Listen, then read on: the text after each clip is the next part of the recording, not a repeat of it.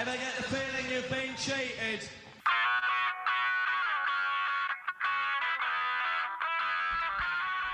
It is Wednesday, June 22nd, 2022. My name is Sam Seder. This is the five-time award-winning Majority Report. We are broadcasting live steps from the industrially ravaged Gowanus Canal in the heartland of America, downtown Brooklyn, USA. On the program today, Jazz Brisack, union organizer with Starbucks Workers United, one of the OGs in Buffalo. Then Michael Bronski, professor of women's gender and sexuality studies at Harvard University, on the return of the grooming meme and the Christian Politics of Innocence. Also on the program, blistering January 6th testimony yesterday shows the lengths that Trump and crew went in their attempt to overturn the election. Meanwhile, with hearings building momentum amongst the public, Democrats float the possible idea of extending them. Speaking of the big lie, Fox News Corp lost their motion to quash the massive voting machine defamation suit they are facing. Could cost them billions, or worse, move to Discovery and have their hosts deposed. The gun reform bill, anemic as it is, clears the initial vote in the Senate. Supreme Court rules that states who subsidize private schools must fund religious ones too. This is worse than it sounds, and it sounds pretty bad. More details emerge of the Uvalde police failures as Texas stonewalls releasing information. Georgia and Alabama runoff primaries held last night. Mixed bag for the Trumpies. Sadly, in Texas 28, Cuellar and the leadership of the Democratic Party who supported this anti-abortion conservative Democrat officially called the winner in his race over Jessica Cisneros. Lastly, Louisiana's new law would send abortion providers to jail for up to 10 years, no exceptions for rape or incest. All this and more on today's Majority Report. Welcome, ladies and gentlemen. Thanks for joining us. Emma is gone for almost a week. So what can I tell you? But she'll be back. In the meantime, it'll be just me. Apologies in advance, ladies and gentlemen. Let's get to it. I was off yesterday. I watched a big chunk of the hearings. They are gaining steam. There are a surprising polling as to how many people have been watching the hearings. They've been getting ratings. Of course, the big ratings were on prime time, so the Democrats didn't want to get too carried away with this threat to democracy thing, so they decided to put it on during daytime. Nevertheless, 58% of voters heard about the hearings that were held on June 13th and 16th. 38% of voters said they watched or listened to at least some of them. Now, there was obviously a big substantial partisan divide. 56% of Democratic voters watched, 32% of independents, and 25% of Republicans. Just 38% said they heard a lot or some of retired Judge Michael Luttig's statement to the Jan 6 committee that Trump and his allies instigated a war on democracy. 62% of voters said they heard not much or nothing at all. Meanwhile, 42% of voters heard a lot or some about Elon Musk's statements that he recently voted for a Republican for the first time in his life. Nevertheless, despite the fact that more people heard about Elon Musk, because of course they did, because he's a billionaire and he gets a lot of coverage. He's a billionaire attention seeker. Yes. But the idea that you have 25% of Republicans, 30 some odd percent, 8% of independents, I don't think it's going to make a difference in 2022 because of the, frankly, the strategy by the Democratic leadership to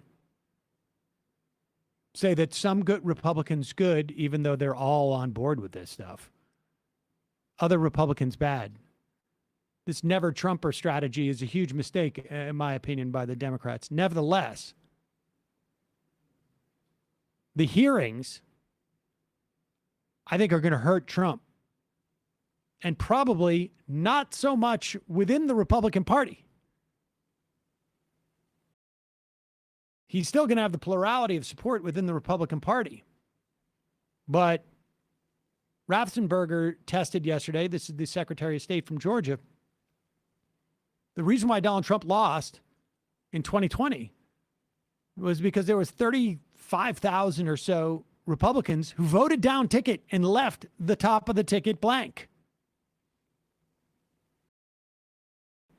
And I think these hearings may end up increasing that number in certain areas, depending on who the Democratic nominee is. We shall see. But it is interesting. And certainly, the testimony was pretty moving. Here is testimony from Shay Moss. She was a Georgia elections worker,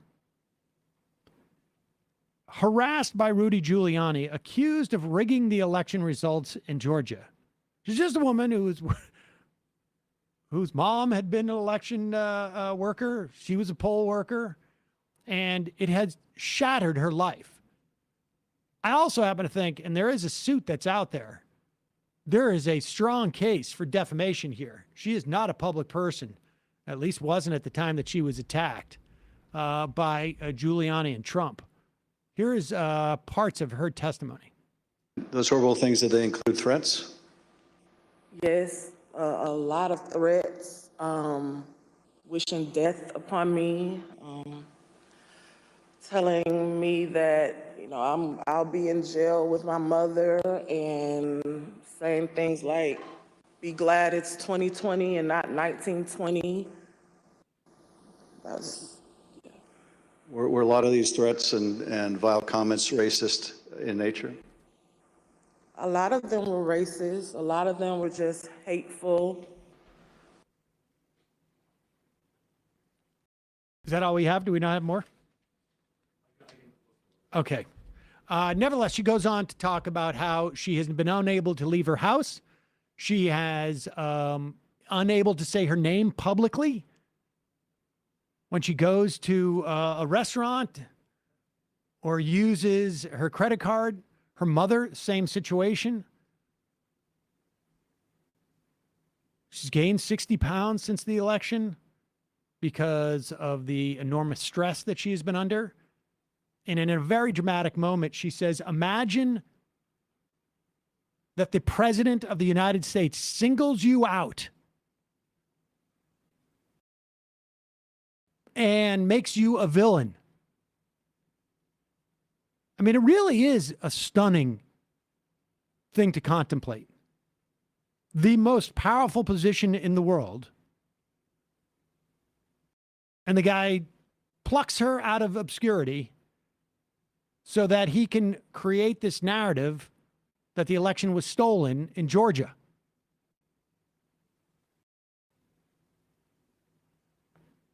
Later in the program, we're going to play clips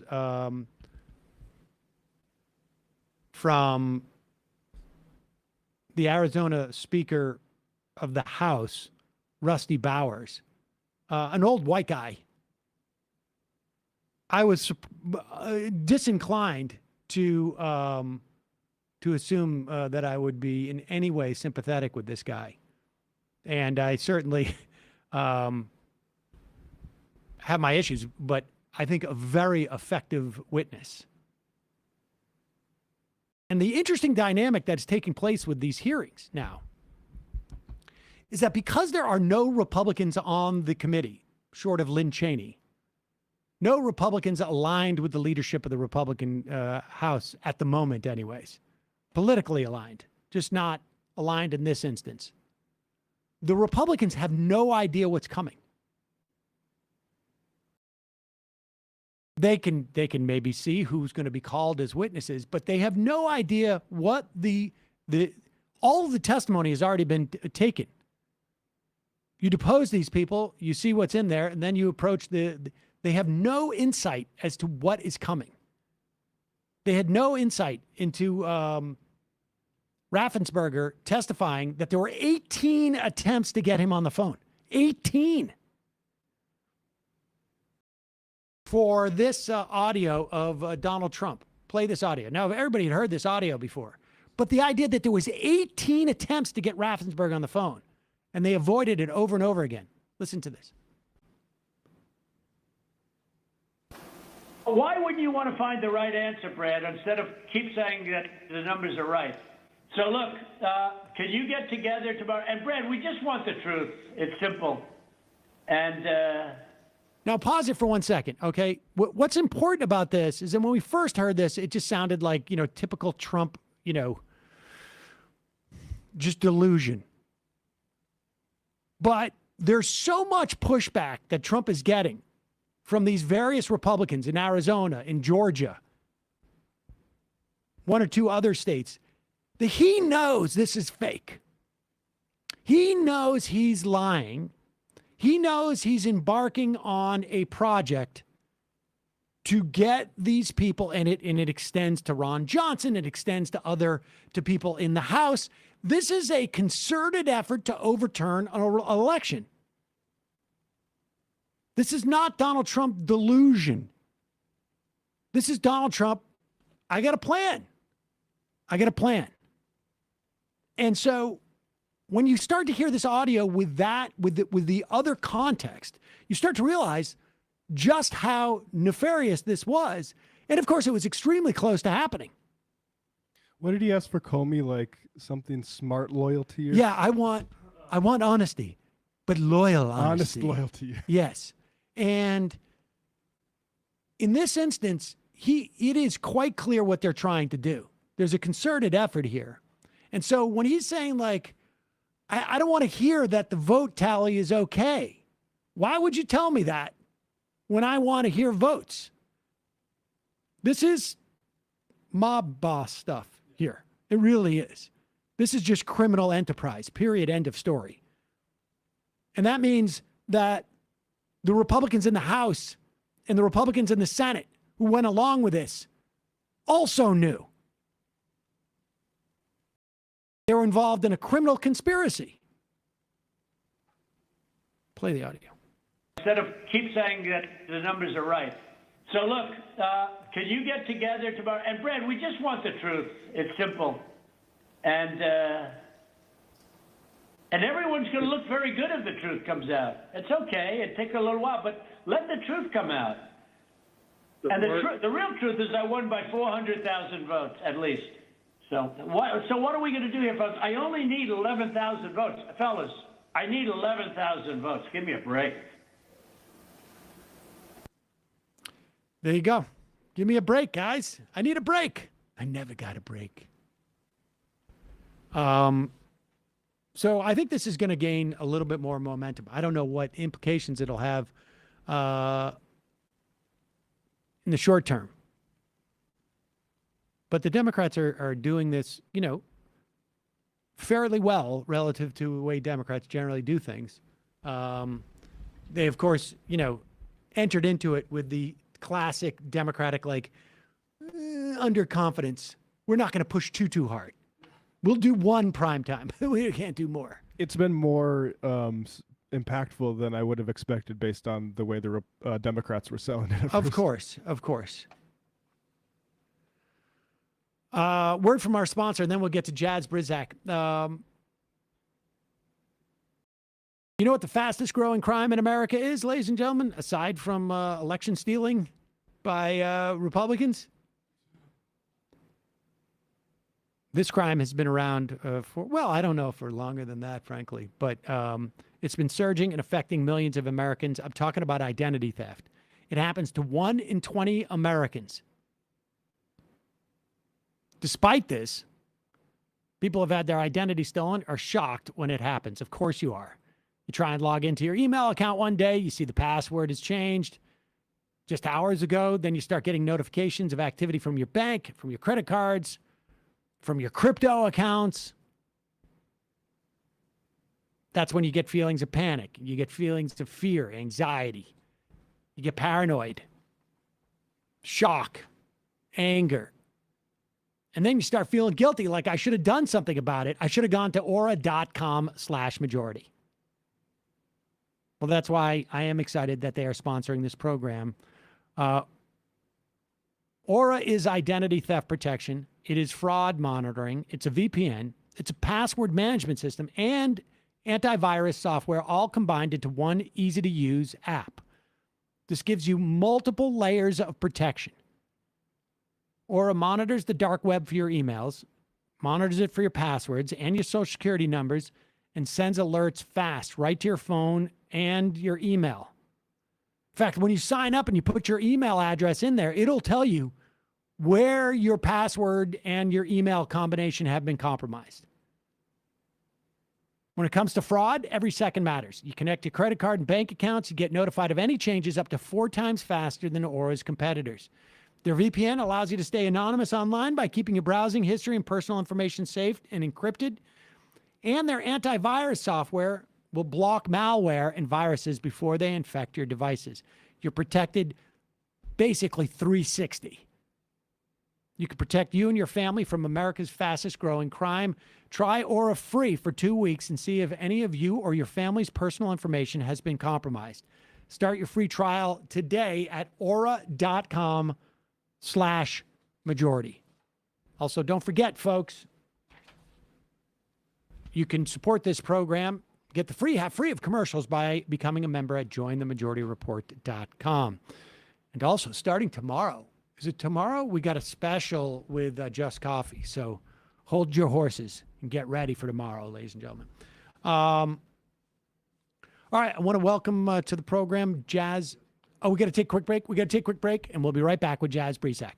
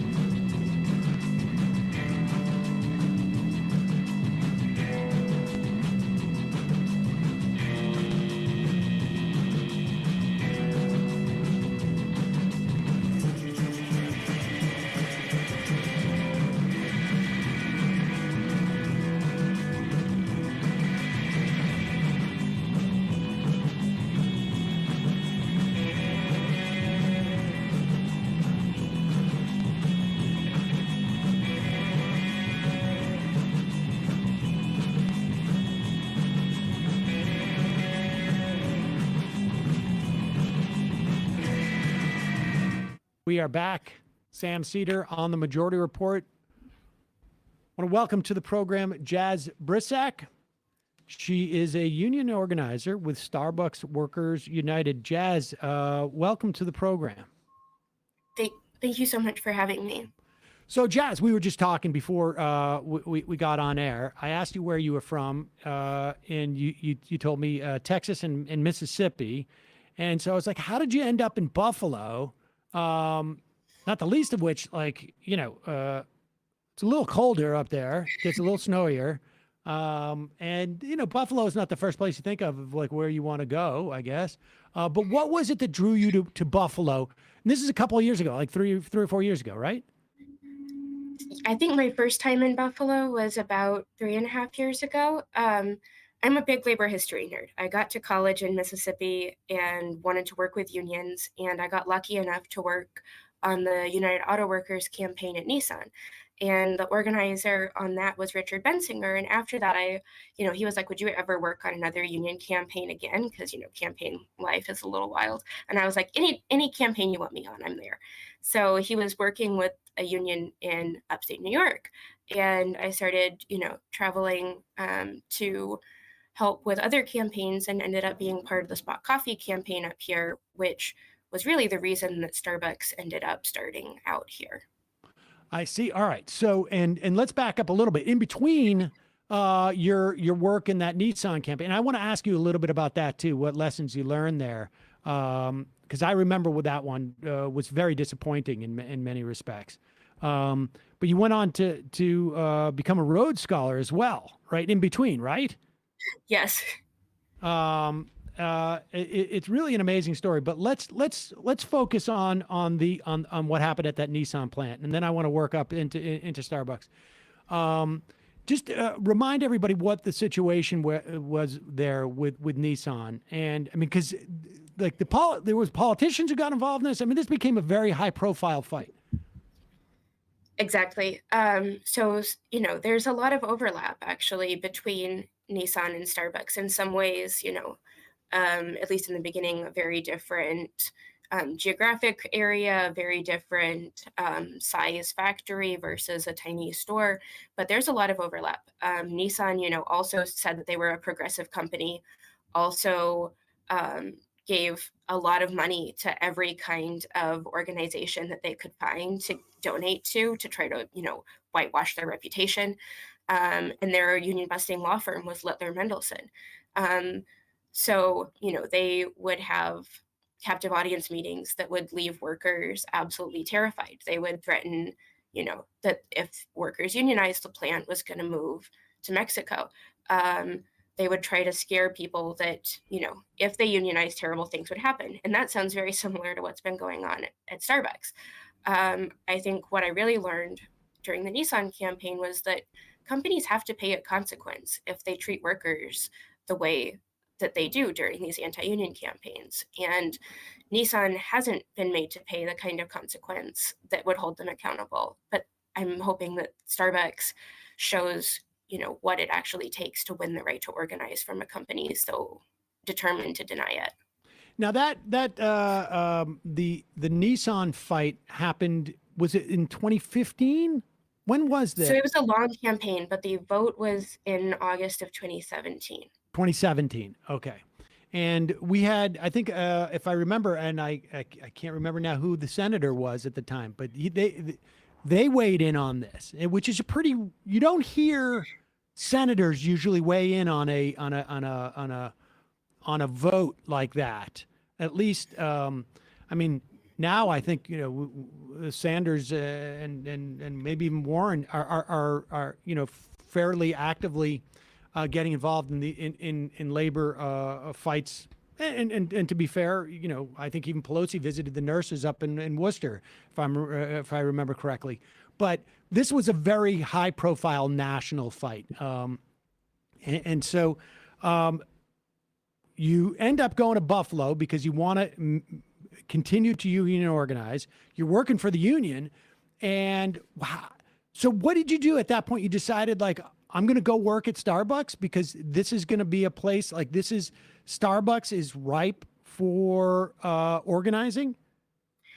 I didn't know, that it was going to be ripe for organizing. And I think in a lot of ways, it took immense dedication to overcome all of the obstacles that Starbucks threw at us. So I'm not sure it was ever exactly right, but certainly it took off. But when I moved back to Buffalo during the pandemic after graduating from school, I have always been a member of the Industrial Workers of the World, and one of their slogans was get on the job and organize. And, I said, I don't want to just organize from outside. I've worked in this industry before at Panera's, and I'd been organizing Spot from the outside. And I had a friend who had been fired from Starbucks after they tried to start talking about unionizing. They were fired for cursing on the floor ostensibly so that Starbucks couldn't say that it was for union organizing. And that sounds pretty familiar given how Starbucks has been firing workers for literally having a sunburn or, for showing up to work early or in a lot of the other things that they've been doing now. But anyway, Starbucks has been firing people for showing up to work early? Yes, they fired a committee member and union leader in Rochester for showing up early and going into the store to try to plan out what he was going to do because 3 workers had called off from their morning shifts. Interesting. Okay. All right. So continue. Sorry. No. So, I said that, I wanted to work in the same industry that I was organizing. I didn't know if Starbucks was going to be, a place where people would want to organize. And I didn't think that, I was coming in and that would automatically mean that we were going to be able to organize, but it ended up working out pretty well. It certainly did. I mean, and so just to be clear, so you were interested in the sort of the retail space, and particularly the coffee one, but this is sort of like an extension of the fast food organizing that people have been trying to do, and you weren't sure that it was going to happen at Starbucks. It could be at Panera or wherever it is, but the idea was to get an idea of what, like the workplace dynamics, or was it like the way that the relationship between the individual Starbucks and corporate, or what was it about?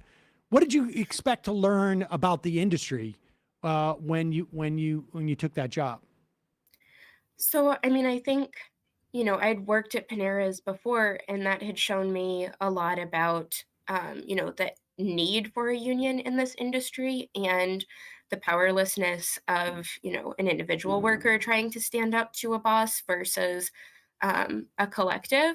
But I also wanted to understand, what it was like to try to organize a non-union workplace and the dynamics and the anti-union campaign. And boy, did I end up seeing an anti-union campaign. But I mean, this was always part of a plan to organize, industrially and not just like one company or one shop. So once we'd organized Spot, it was really, how do we try to raise conditions for all baristas and all restaurant workers in a city? And then obviously it became a national campaign as more and more Starbucks workers wanted to join. And we should say, this is Buffalo was the first, your Starbucks was the first of now 150 around the country. And this has taken place in 5 months. Well, I guess 7 months, 6 months. That's pretty amazing. What are the challenges that are unique to a Starbucks versus, let's say, like the Nissan plant? And then I want to because it's hyper localized in some way, but you're also going against a massive company. I mean, does that help or hurt in terms of your ability? Like, can you guys be much more agile? Like, you're only talking like how many people work at that Starbucks? About 25 on average. We fluctuate sometimes depending, especially on, whether Starbucks is trying to short staff us or trying to hire new people to, vote in our union election, which also happened. I honestly think it's, a similar fight in a lot of ways. I think the advantage we have is that, most people have gone to a Starbucks or see Starbucks baristas in their day-to-day lives. So I think there's a lot of public support from how familiar this company and our role in people's lives really is. But I think in terms of how we get a first contract and how we hold this company accountable, it's very similar. We need to make it socially unacceptable to be a union buster. And in the beginning of the campaign, our organizing committee, including Lexi, who really started this campaign because during Spot, she had reached out to Richard about doing the same thing at Starbucks that workers were doing at Spot. And her line then and continues to be, that she loves Starbucks and we're doing this because you fight for what we love. And I think, Starbucks has shown no good faith in how they've responded to that message and, hasn't shown any desire to collaborate with us. Howard Schultz recently said, that he had no interest in collaborating with the union. But I think, they're looking for a new CEO, and there really is an opportunity here for them to, put union busting behind them, and put this 4,000-page filing with the labor board of all of their unfair labor practices behind them and try to actually work with us. But we'll see. Well, hope springs eternal. Let me ask you this. What is your sense? Why do you think it's been, I mean, I don't want to say easier because the effort that goes into this is enormous. But why do you think there's been more success so far with Starbucks than, let's say, Amazon? Do you have any insight into that from your perspective? Obviously, you know a lot more about what's going on with the Starbucks stuff than Amazon. But is there structural things that exist in these workplaces that make it easier or harder? I mean, I don't know enough about Amazon to, be able to make those comparisons. I will say I think Starbucks hires people who really care about social justice, about, environmental justice, Black Lives Matter and racial justice, LGBTQ rights, and then is suddenly shocked when all of these, young activists that they hired suddenly want power and a union and labor rights. And I think, our campaign is really trying to show you can't be progressive on all of these other issues, but anti-union. It just doesn't work that way. So I think, definitely the union busting that Starbucks has thrown at us has scared a lot of people and prevented a lot of stores from organizing. But I think people are so plugged into the campaign and tuned into social media that when Starbucks is doing something in one store, we find out about it at all the other stores. And that kind of, educates people about what's about to come. So when Starbucks tries to do the same anti-union meeting for the 50th time in the 50th store, the 300th time in the 300th store, it doesn't have the same impact anymore. Interesting. So it sounds like Starbucks is a particularly fertile ground because of the nature, I guess, that people go and work at Starbucks, and B, the more experience people have in what they're going to face, it becomes less, scary and intimidating. I mean, literally less intimidating. I mean, that's what the agenda is, right? To go in and intimidate the workers there and tell them that this isn't going to work out for you.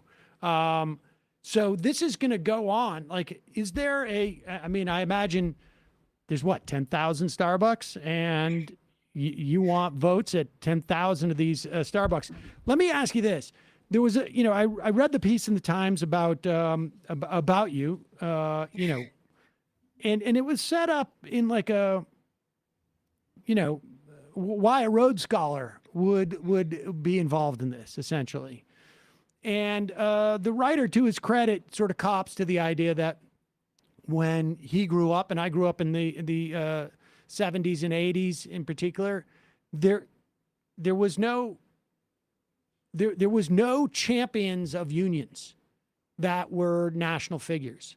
Like, where did you, and he writes that, the Rhodes Scholars he spoke to, your age, your cohort, far more amenable to unions and far more politically sort of, engaged.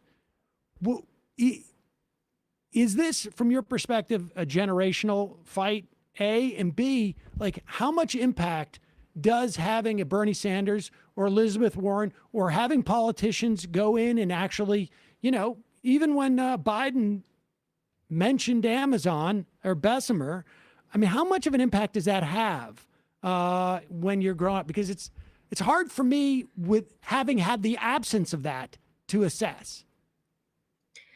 So, I mean, I definitely think that there is a shift towards, understanding intersectionality and understanding labor rights as part of that. I mean, my best friend is a Rhodes Scholar, Shruti Iyer, working on the same exact issues in India. And I definitely think that, um, she and I, at least in conversations with Noam and other folks of that Rhodes generation, like wouldn't have been welcome in the same way.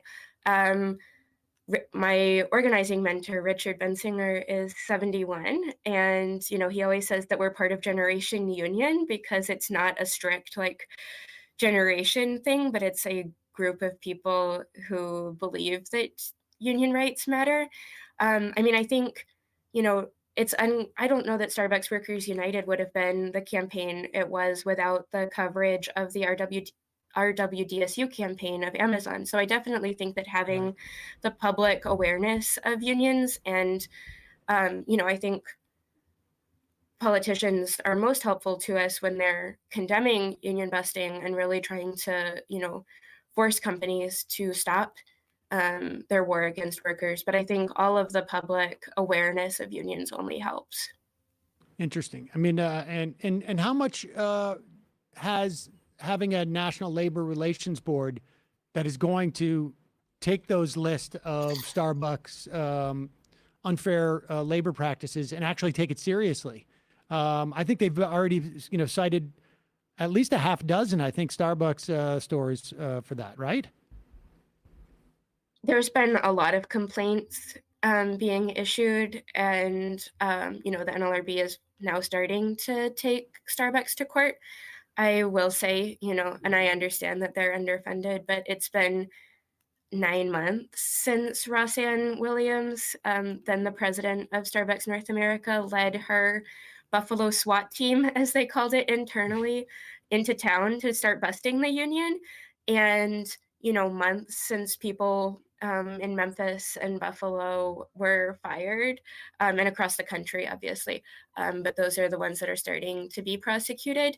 And I mean, I think it's still not moving fast enough to really hold Starbucks accountable, but I am very encouraged that, they're now seeking a national remedy where if Starbucks continues to bust the union anywhere across the country, they would be immediately in contempt of court. And I think that would really, change the game moving forward. So what should we look for next? Well, let me ask you this, because I assume what it is going to be more organizing at Starbucks. What can Starbucks customers do? I come in and I get my, I won't use, with all due respect, they're different sizes. My large coffee, I still have, I'm a holdout. I get my large coffee. Is there something I can do or even just say to the employees there that is helpful? I mean, just saying that you support us and, ordering your Union Yes drink or, wearing a pin when you come in to show your support is incredibly helpful because, we get a lot of support in the beginning and right after we file and win, and then it starts tapering off and the union busting doesn't taper off. So having that ongoing support is amazing. And if you go to our social media, it's all at SB Workers United. There's a new pledge that supporters can take. It's called No Contract, No Coffee. And we're not asking anybody to boycott, but we are asking that people sign up so that, as we're trying to put more pressure on Starbucks down the road, we can keep people in the loop and have, a database of where our supporters are. All right. Lastly, do you have any guidance for people who want to organize, who want to basically do what you did? Like, I'm interested in organizing. I have familiarity maybe with this sector or that sector. I've worked at these type of stores. I mean, what advice would you give someone who wants to join a workplace with the agenda of organizing folks? First, I would say, don't be too sure of yourself, because just because you go into a workplace doesn't mean that, you're automatically going to organize it. It's going to be people like Lexi, a 7-year partner, and Michelle, 12-year partner who are going to really have to carry the organizing effort. And I think that's true of any workplace.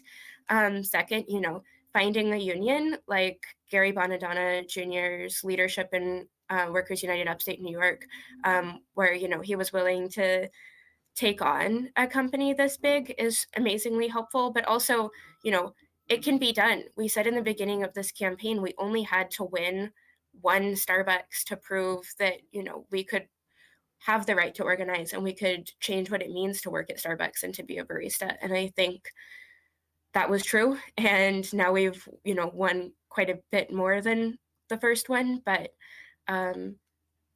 I think a tiny step can really change a lot of things about worker power. 150 times more unionization per every 6 months. I can't do the math, but we're not many years out from 10,000. Jazz Brisack, thank you so much for your time today. Really appreciate it. Thank you for having me. All right, folks, we're going to take a quick break and set up our shots. And when we come back, we'll be talking to Michael Bronski, professor of women's gender and sexuality studies at Harvard University, about the grooming and the Christian politics of innocence. We'll be right back.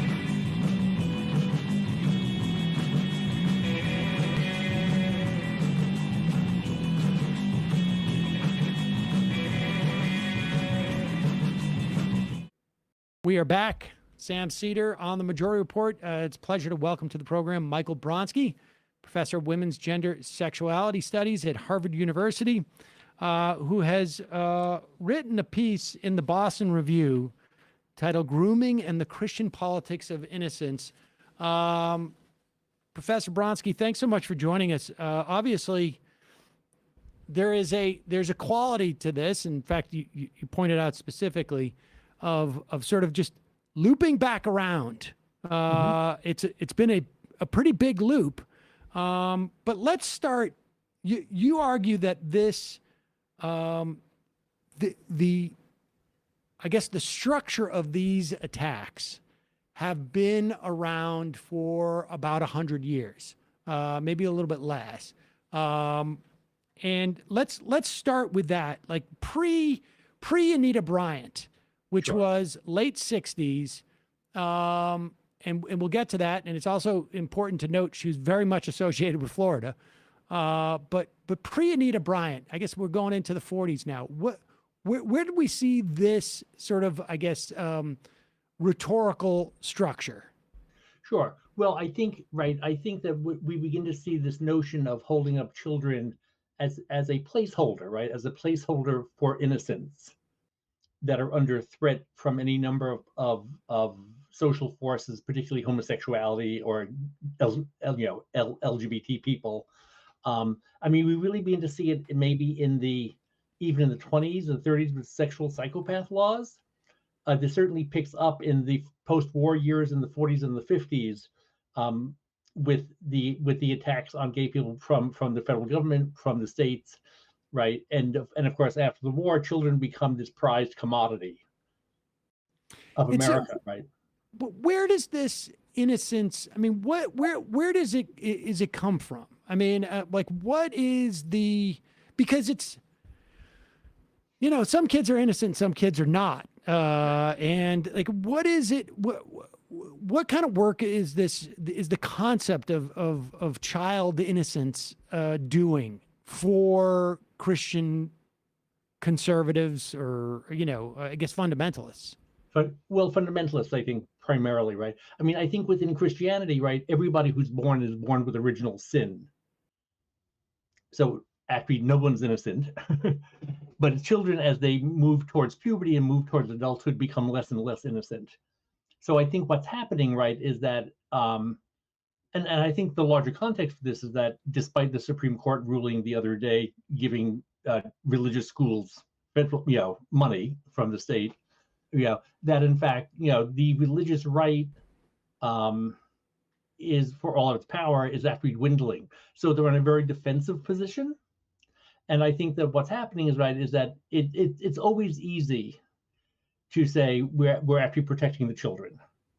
I mean, in my article, right, this is something I say actually that the Catholic Church did during the Middle Ages, blaming Jews for actually attacking and murdering children, right? It was done. The blood libel, right?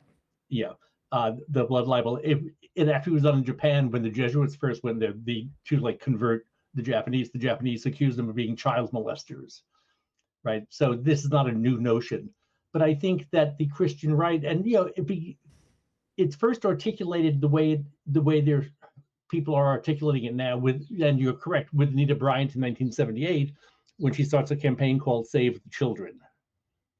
And we should just say, Anita Bryant was, I guess, an activist. I mean, how would you categorize who she was within the sort of, I guess, the body politic? Sure, I think she was an activist. I mean, she certainly got her start as an entertainer, as a singer. She was a runner-up in a Miss America contest, I believe, second or third runner-up, right? She was a devout evangelical fundamentalist Christian. I mean, I know those two things were separate, but she was both, I believe.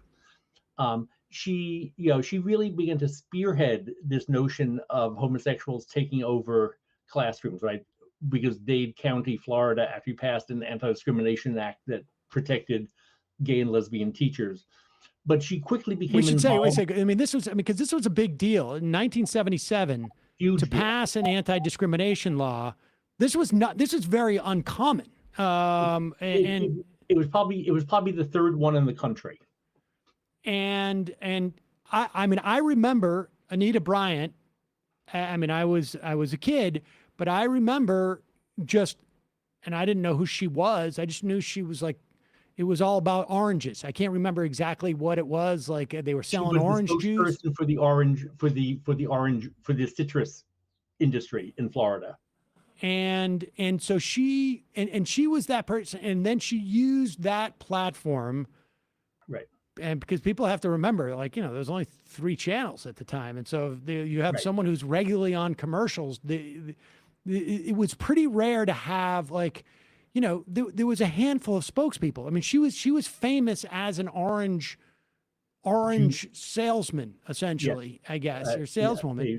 And then she started to wade into this fight. Right. And I think what's important, right, is that she was quickly joined, or they usurped her into what we now call the religious right.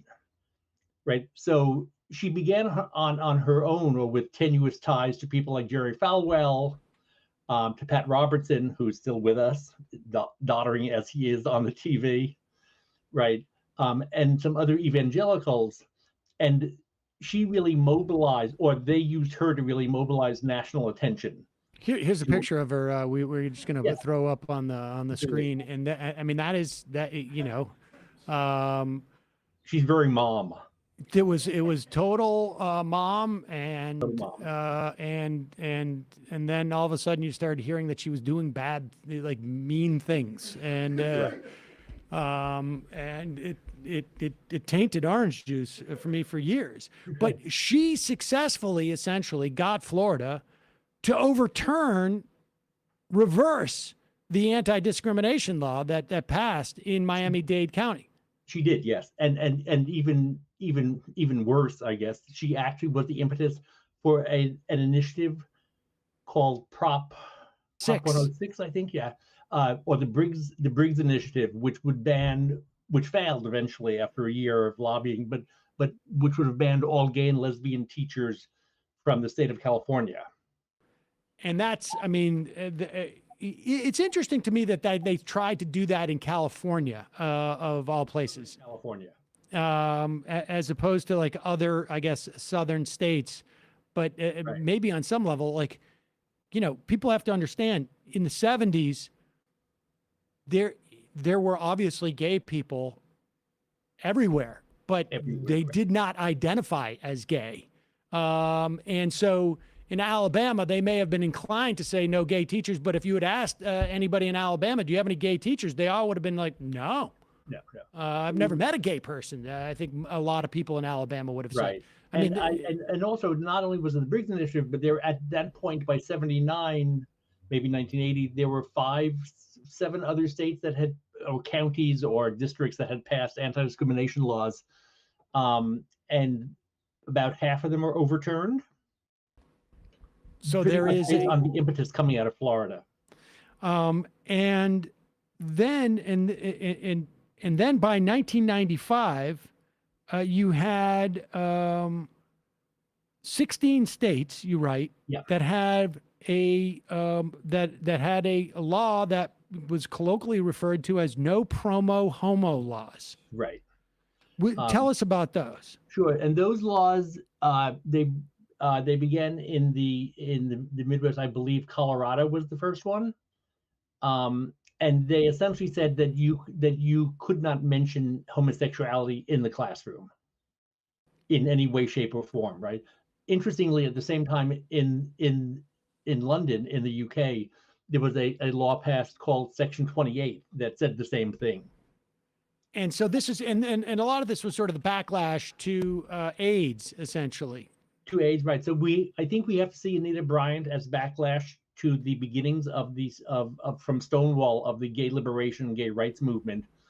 The laws in the 90s are a backlash about AIDS.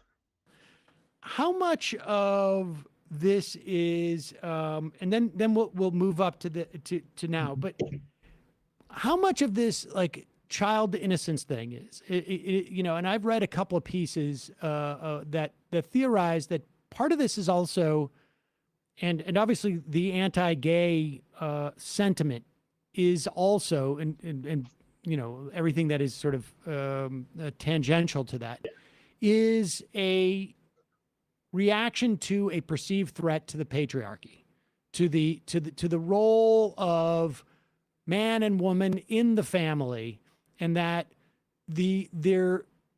that some of this grooming stuff was also a function of women's liberation. Completely. Meaning that they could go into the workforce, meaning that they send their kids to daycare between ages 2 and 5.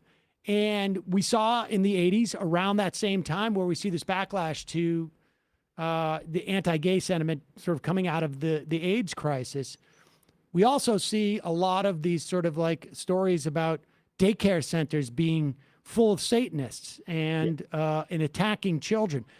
How much of that sort of dovetails in there? Like it feels like the innocence of children is also the vulnerability of children sort of feed each other and sort of serve a dual purpose, but ultimately says women should not be in the workplace and men should be men. Completely, yes. And I think that when we're looking at gay rights movement, or we're looking at gay liberation, which I think are two separate things, right?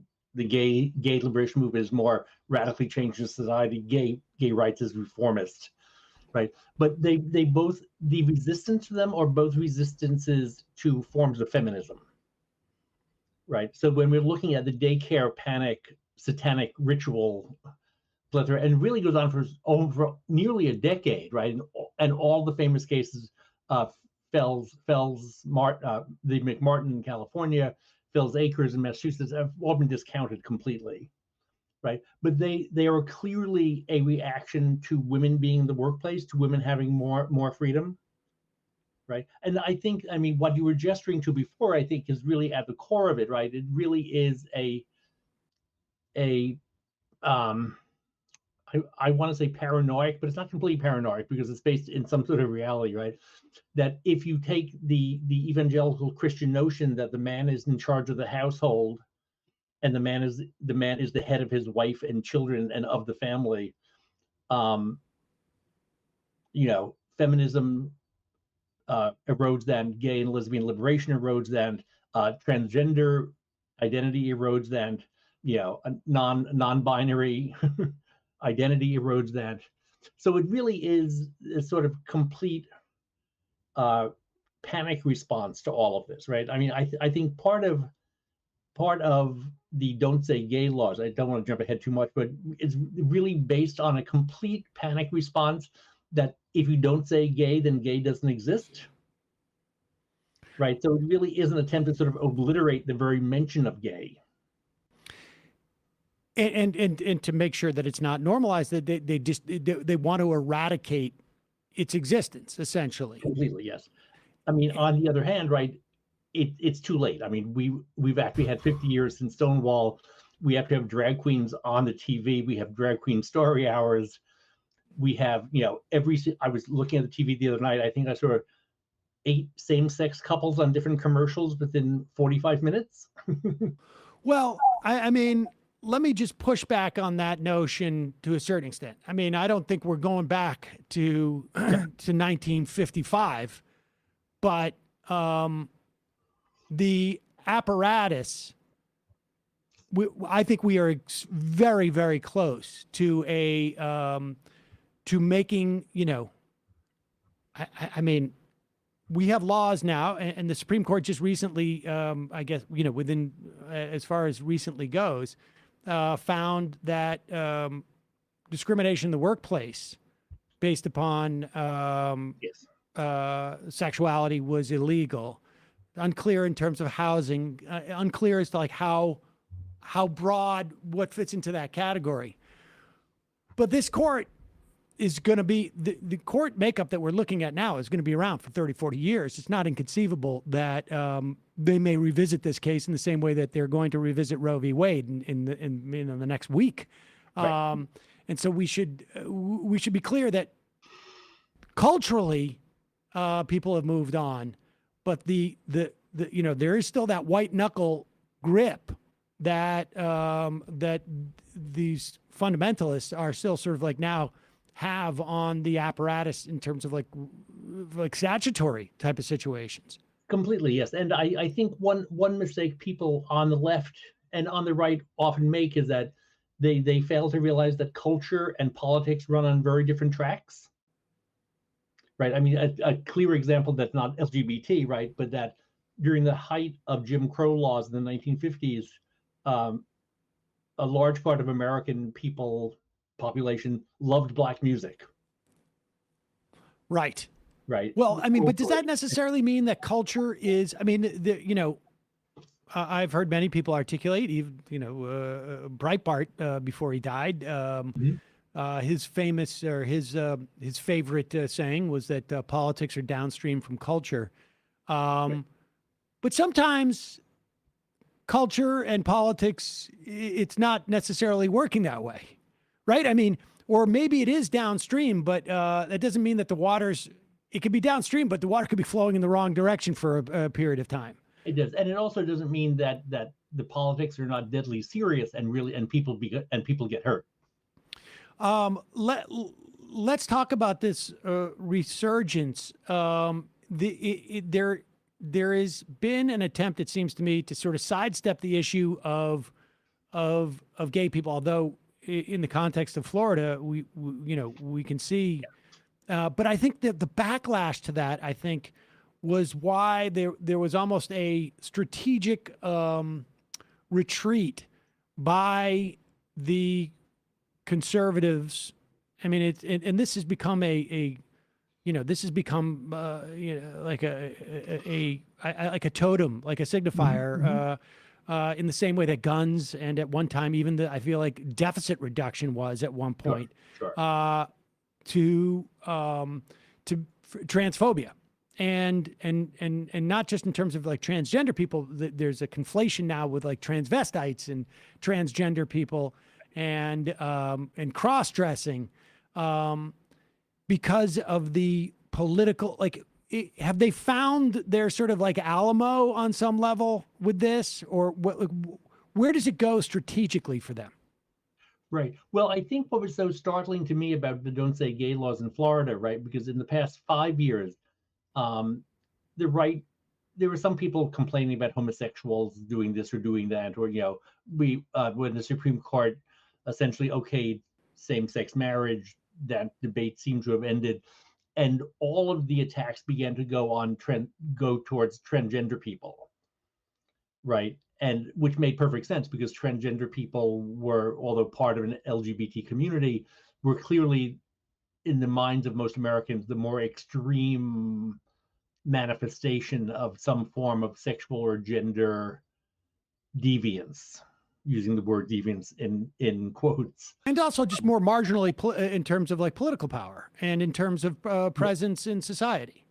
Probably the most vulnerable part of the LGBT community, right? So what actually surprised me about DeSantis and about Don't Say Gay laws was that he actually backtracked a bit and actually began to attack gay and lesbian, bisexual people as well.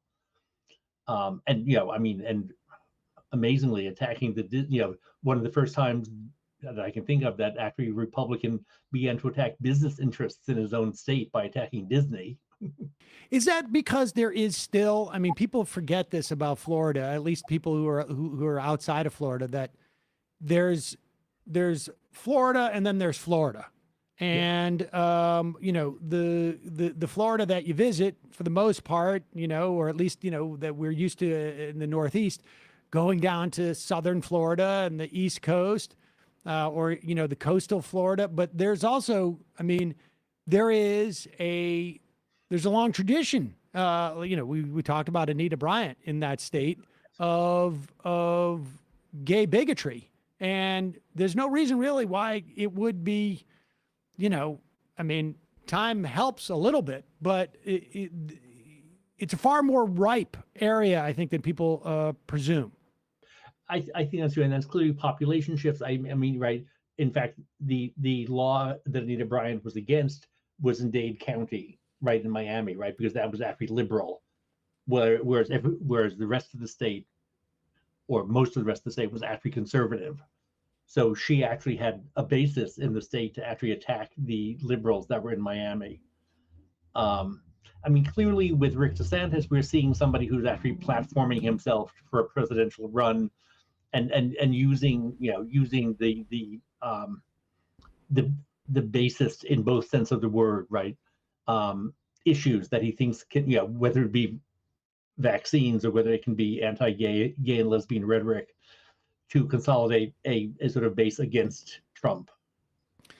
In the course of your work, have you come across like a mechanism for, pushing back on this, like that has been successful, or is it just really just a question of time and sort of a generational struggle? Obviously, like my daughter, for instance, the idea of her having a classmate with, two moms or two dads, or frankly, classmates who are non-binary or who identify as a different gender than, who are not cis.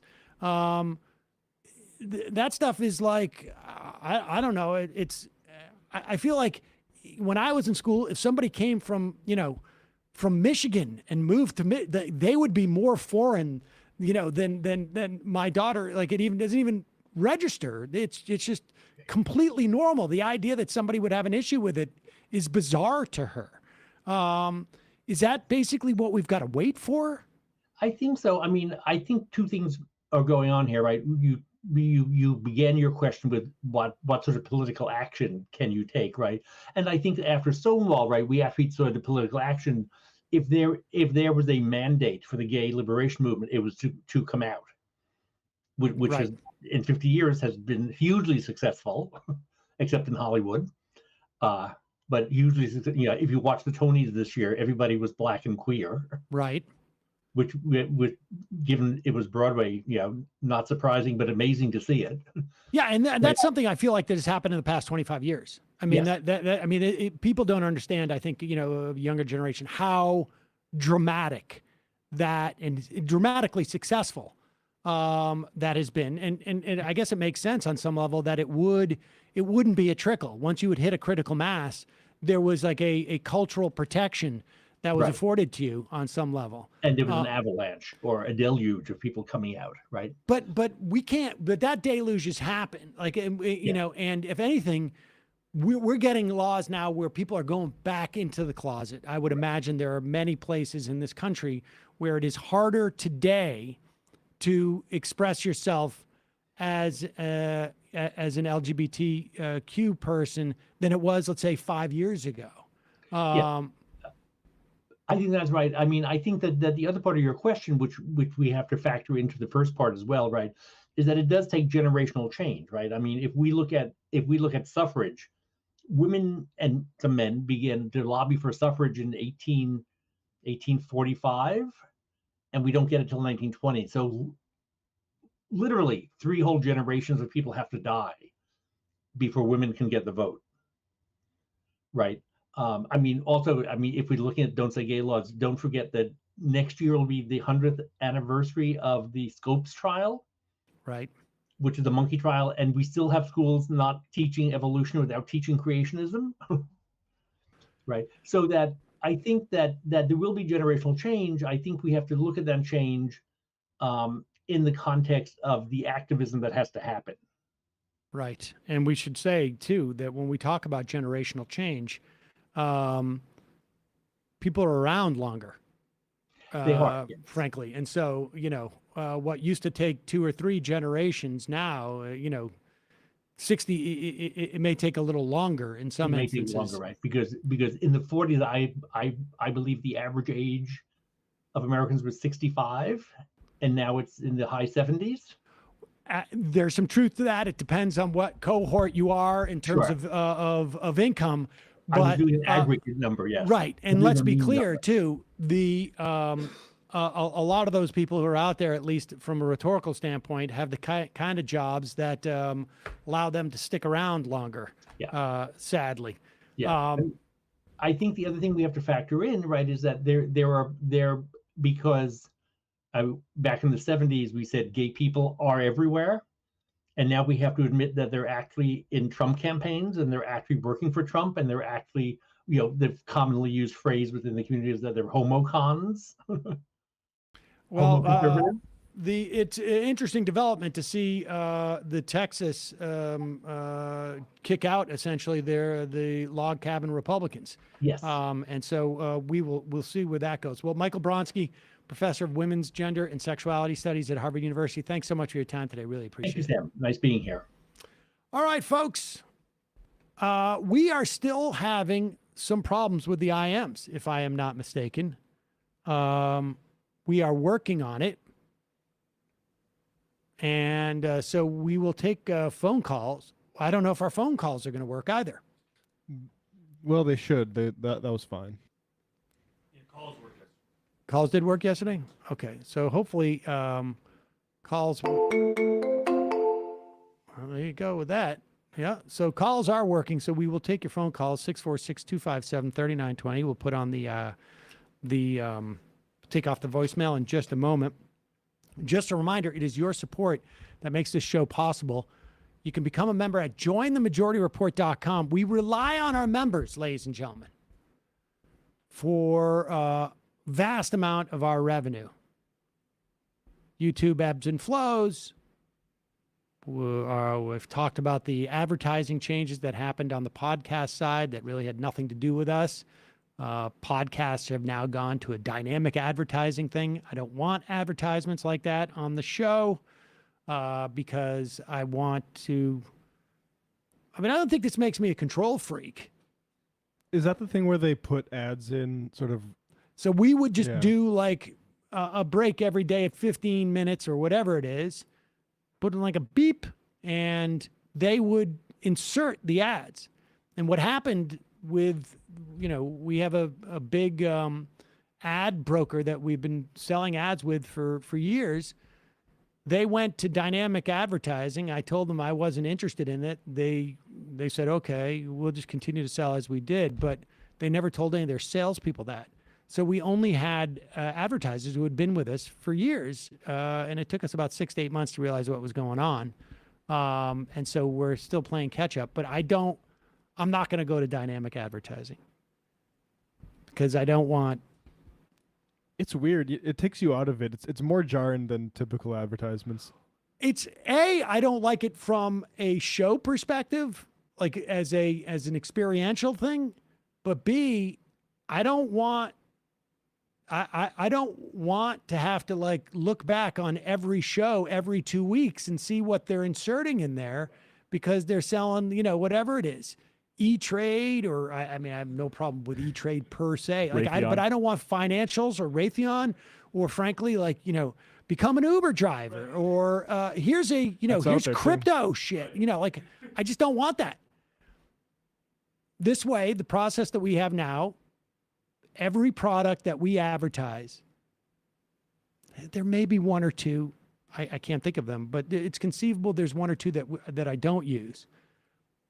But every product that we advertise, I either use and like, or B, when I do this with all of them, I check out, Better Business Bureau. I Google online. I don't spend weeks doing it, but I spend a little bit of time. And we also make sure that they're not. We do have like Just Coffee and Sunset Lake. I consider them movement partners. Like the stuff that they do is more than consistent with our values. And then there are like another sort of tier of advertisers, like they're not offensive. Like they're not. We had an advertiser who had a factory in the West Bank, and I liked the product, and they had been very, they had been very good to us in terms of sponsorship. But I just said, like, I can't support this. And so, basically said we can't advertise for you anymore. And there are certain industries we won't advertise for. And there's always like a different context though when you see like, for example, our show with that in mind, and then you're reading like Politico Playbook, and it's like you're getting maybe some valuable information, but up top it says sponsored by Chevron. Yeah. Or sponsored by Blackstone. You know what I mean? It's just like it's and so what having a robust membership does is it doesn't put that kind of pressure on the show to be like, they want to buy whatever it is, $5,000 worth of ads over the course of the year. But they're also, they're basically just saying like, gold or crypto or whatever it is. And gambling. There's a lot of gambling ads out there. Listen to the podcasts. We did there was one company. Can't remember which one it was. And I can't remember what it was. And then they had a scandal. And then I was like, we shouldn't be doing this anyways. It feels, and then you have to read the disclaimer. Like if you're in this state and have a gambling problem, it's like, maybe we shouldn't be doing that. Exactly. But I got some picks for you. I mean, I don't have a problem with other shows doing, let's say, a gambling thing. I mean, yeah, as long as it's not inconsistent with the show. Like I can understand why a sports show would do again. People gamble, and I'm not a prude about it. I mean, I'll go to Vegas, I'll bet, but it's just a question of like do I want to associate the politics and the work we do on here with this product? And basically sell the audience that values us Yeah, to those folks. yeah. And just, that's not. But anyways, our membership allows us to do that. Or makes it easier anyways, I should say. So join the majorityReport.com. That was one of the longest pitches I think I've ever made. Folks, we're going to head into the fun half, 646-257-3920. Matt, what's happening in the Matt Leckian media universe? Yeah, we got Chip Gibbons of Defending Rights and Dissent back on. We're going to be talking about Julian Assange. We'll also be talking about more of the Uvalde stuff, the RMT strike in the UK, and some other stuff too, France, Colombia. So patreon.com/Left Reckoning, and we'll be doing the post-game free on Twitch tonight. So twitch.tv/Left Reckoning. All right, folks. Oh, and if you are watching us on Twitch, you can subscribe. Subscribe on Twitch. You got your Amazon Prime thing or whatever it is. You subscribe on Twitch. We get a little piece of that. You're just wasting it now if you're not subscribed. Everybody on Twitch knows that. I want to put this to a level 5 power hype train. So we had 1 yesterday. Did you? At a level 1. I want 5. Chugga. See you in the fun half. 3 months from now, 6 months from now, 9 months from now, and I don't think it's going to be the same as it looks like in 6 months from now, and I don't know if it's necessarily going to be better 6 months from now than it is 3 months from now, but I think around 18 months out, we're going to look back and go like, wow. What? What is that going on? It's nuts. Wait a second. Hold on for a second. Emma, welcome to the program. Hey. Matt. What is up, everyone? Nomi Key. You did it. Let's go, Brandon. Let's go, Brandon. Bradley, you want to say hello? Sorry to disappoint everyone. I'm just a random guy. It's all the boys today. Fundamentally false. No, I'm sorry. Women's. Stop talking for a second and let me finish. Where is this coming from, dude? But dude, you want to smoke this 7A? Yes. Hi, me? This is? Yes. Is this me? Is it me? It is you. Is this me? Hello, is this me? I think it is you. Who is you? No sound. Every single freaking day.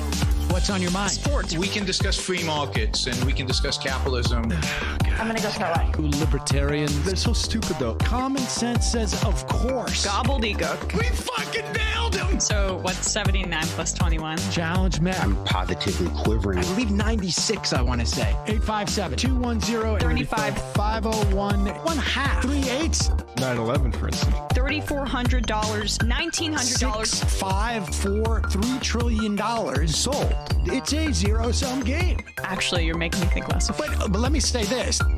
Poop. Call it satire. Sam goes to satire. On top of it all, Yeah. my favorite part about you is just like every day, all day, like everything you do. Without a doubt. Hey, buddy, we see you. All right, folks. It's just the weak being weeded out, obviously. Yeah, sun's out, guns out. I don't know. But you should know. People just don't like to entertain ideas anymore. I have a question. Who cares? Our chat is enabled, folks. I love it. I do love that. Look, gotta jump. Gotta be quick. I gotta jump. I'm losing it, bro. 2 o'clock. We're already late, and the guy's being a dick. So screw him. Sent to a gulag? Outrageous. Like, what is wrong with you? Love you, bye. Love you. Bye-bye.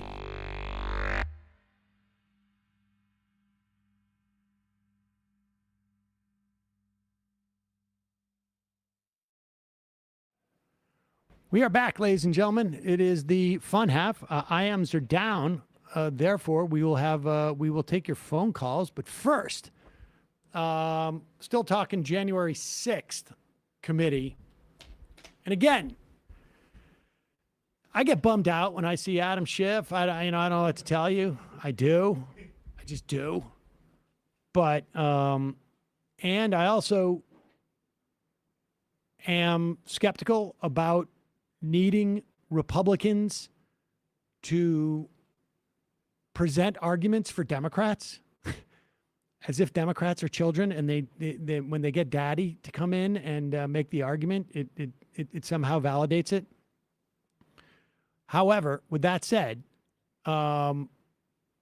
Schiff and this Republican make the case and make this very effective, I think. Again, if you think about, there's really two things that are going on here, in my mind. One is you must have a complete record and at least some measure of accountability. This is why I'm pissed that Merrick Garland is off in Ukraine right now doing what I think is at the front. In only the loosest interpretation of what the Attorney General is supposed to be doing, something that is not his job, and not prosecuting people involved in this obvious attempt at a coup. This is about overturning an election, and there was nobody who seemed to believe it was anything other than an attempt to overturn an election, including those people who were perpetrating it. And this does a good job in getting this all on the record, creating at least some sense of, if you do this, it's wrong. And that's an important marker to put, to show in our society. The other thing is, obviously, you want it to have some type of political advantage for you. I don't think it's going to help in 2022 because this is, they're cleaving Donald Trump off from the Republicans, and they got to wait until 2023 and 24 when we all get reminded again that the Republicans are Donald Trump, period, end of story. But this is helpful in terms of at least peeling off some small percentage of people who might otherwise vote for Donald Trump for president in 2024. Did the president call you again in later in December?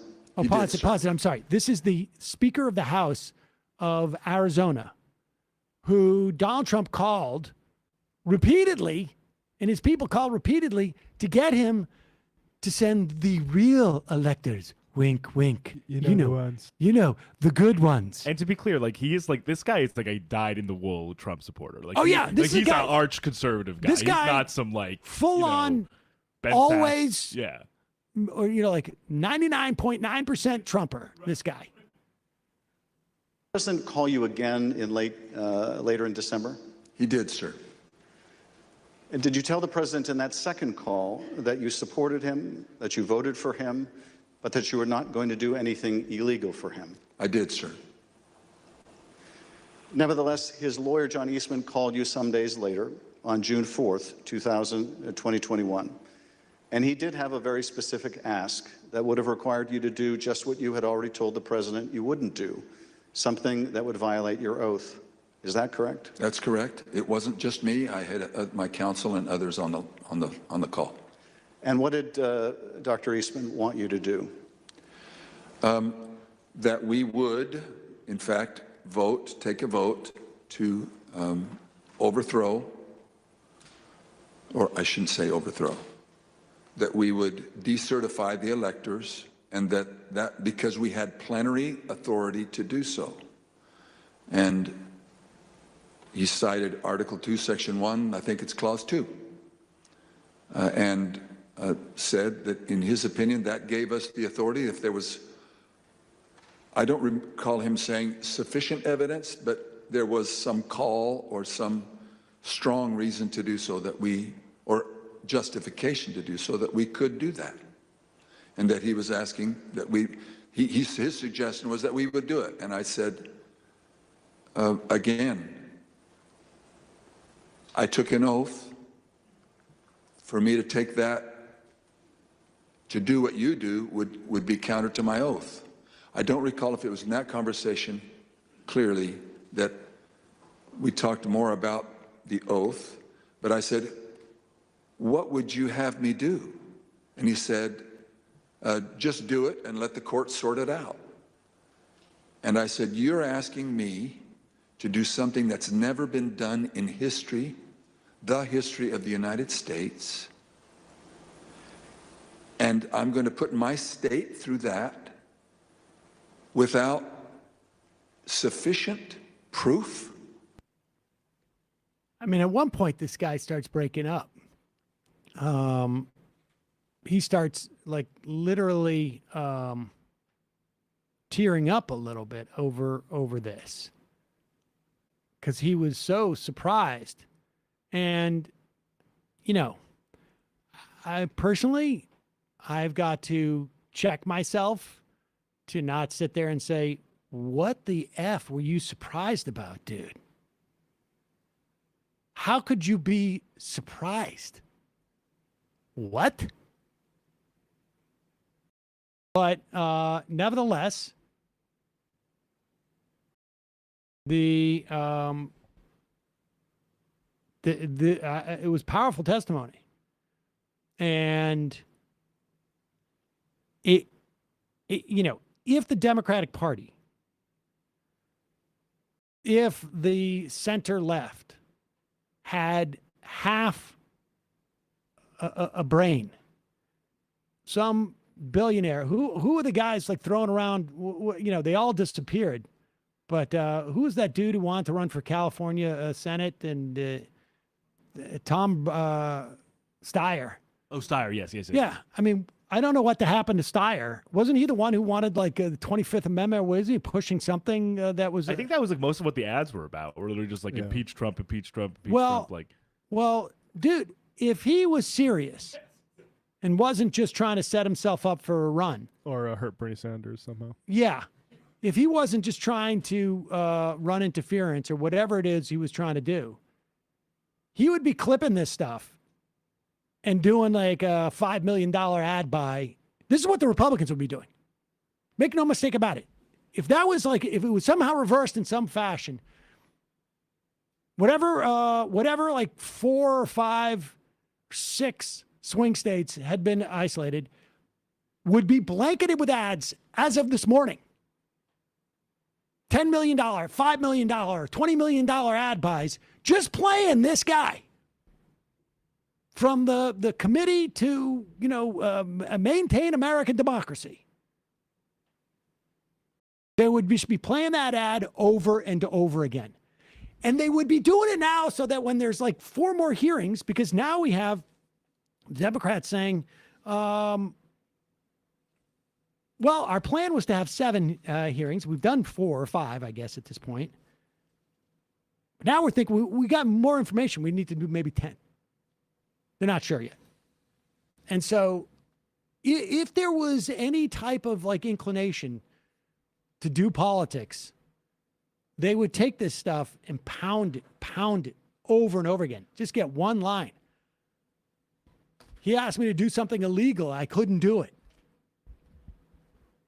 But, you know,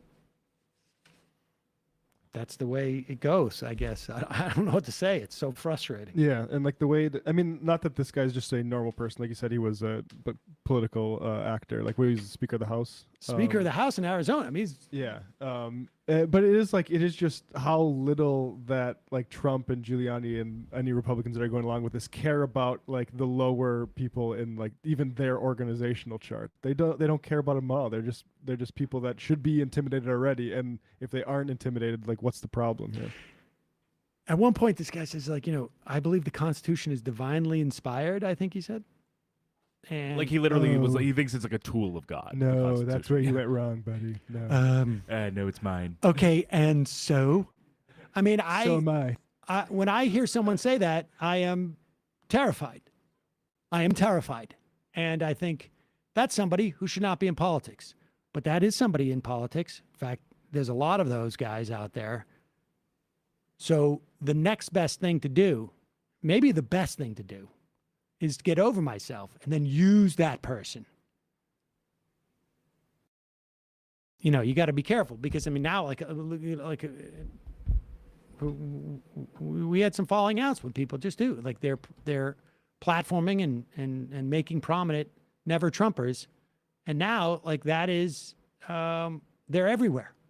They're everywhere. All right. This was also another important, what is this one now? Is this the... This is Ruby Freeman. Oh, okay. Wait a second. Yeah. So this is different. This is different. Oh, Yeah, I but see. it's in- Oh, yeah, this, yeah. okay. Number 50. This is Shay Moss's Moss's mom. And Shay Moss was the election worker who was singled out by Donald Trump, essentially. And she has been unable to leave her house. She is I mean, it has completely destroyed her life for daring to just count the ballots. Should have done it the way I wanted you to. And just to say, if anybody's listening that does volunteer their time to work election days, like, I have the utmost respect for you doing that and think it's great. I think she was a paid worker. Oh, okay. She was a paid worker. Nevertheless, still, apparently everyone who worked in that office has quit. That's an attack on democracy. I mean, really? Like, like, you know, let's put it this way.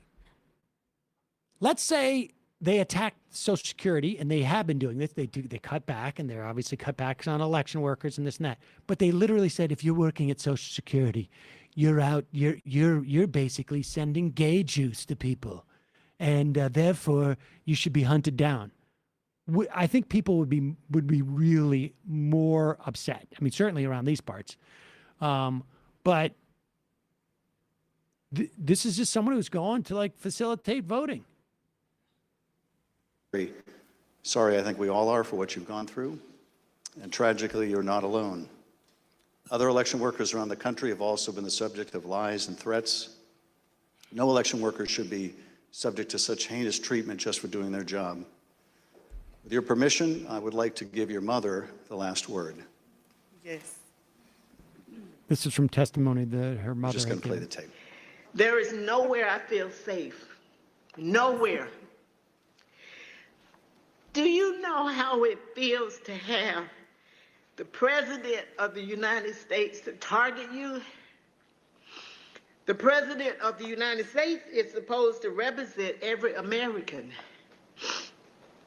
not to target one, but he targeted me, Lady Ruby, a small business owner, a mother, a proud American citizen who stand up to help Fulton County run an election in the middle of the pandemic. Thank you, Ms. Moss. Thank you, Ms. Freeman. It's just heartbreaking, the anguish you can hear in her voice. Her daughter's not been able to leave the house, basically. They're afraid to say their last name in public. I hope the hell they sue the hell out of them. Please, they deserve that. The defamation. And you're right, like they're like Shay Moss is not a public figure. No. Like, Shay Moss is a private citizen. No, before but Rudy not Giuliani by any made her stretch of the not a private- imagination. Yeah, totally. Yep.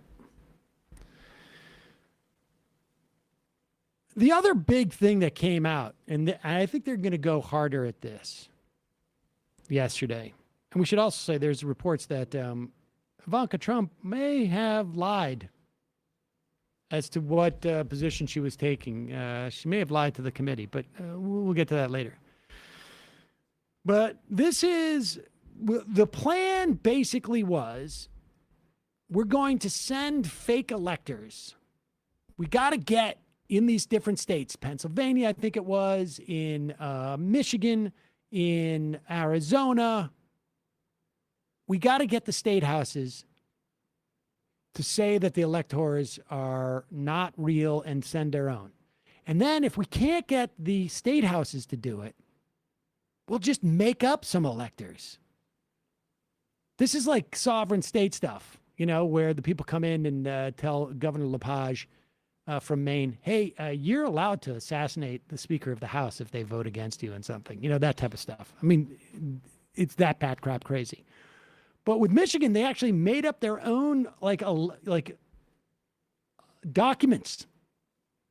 It's like Rand Paul, I'm my own doctor from my own doctor association. They made up their own documents saying they were electors and tried to get into the Michigan State House at the time. That didn't work. And in Wisconsin, this is not low-level people. They got Ron Johnson to attempt to deliver to Mike Pence on the floor of the Senate on January 6th a new slate of electors. And the idea wasn't Mike Pence is going to accept the electors. The idea was this. Mike Pence gets up there and says, I have 2 sheets of electors from Wisconsin. No. This is the plan. I have 2 sheets of electors. I don't know which one is real. Therefore, this is going to go back to the states. They wanted to do that in 2 or 3 states. That was the plan.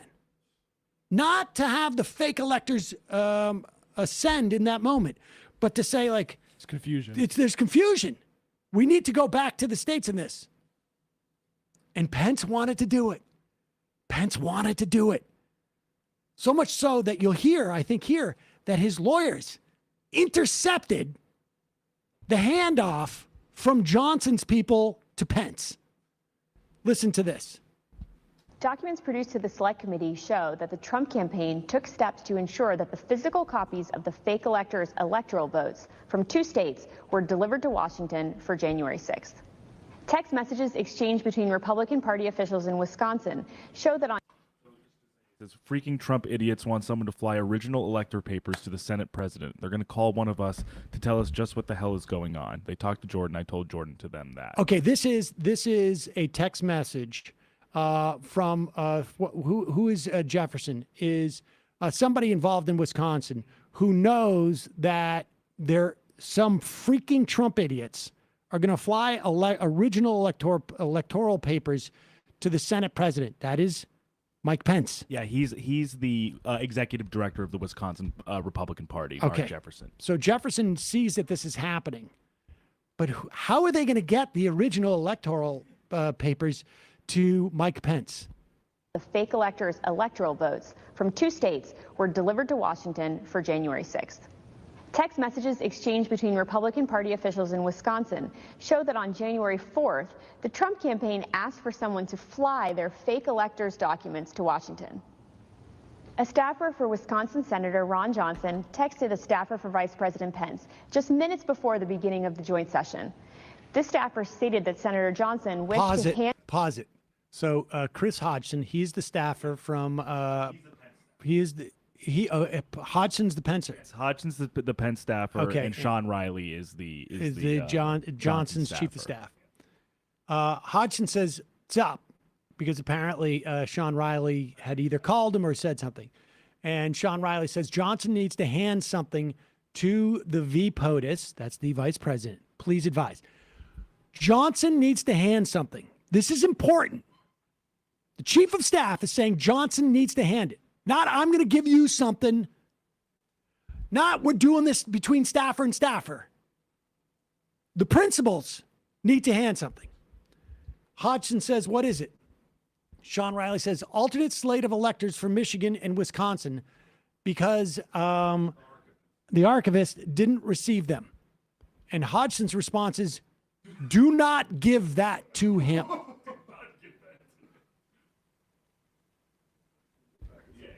All right? I mean, understand what's going on here. The chief of staff says that Johnson is prepared to take this message. So this isn't like, oh, we got some mail for you. Like, you know, like the way that Johnson is going to address this is like, we got a document that was missent to our office, and so we were just sending it along. No. Session. This staffer stated that Senator Johnson wished to hand deliver to the vice president the fake electors' votes from Michigan and Wisconsin. The vice president's aide unambiguously instructed them not to deliver the fake votes to the vice president, even though the fake elector slates were transmitted to Congress and the executive branch. Now pause it. I want to go back and see how much time it took him to respond. This is at 12:17. I can't see these things. So it says Hodgson, I believe, if I'm reading this right, I think it was 12:32. Then then Riley was back at 12:32, and then 12:37 was Hodgson's response. And then and then okay, 12:37, and then 12:38, and then what is Hodgson's last one?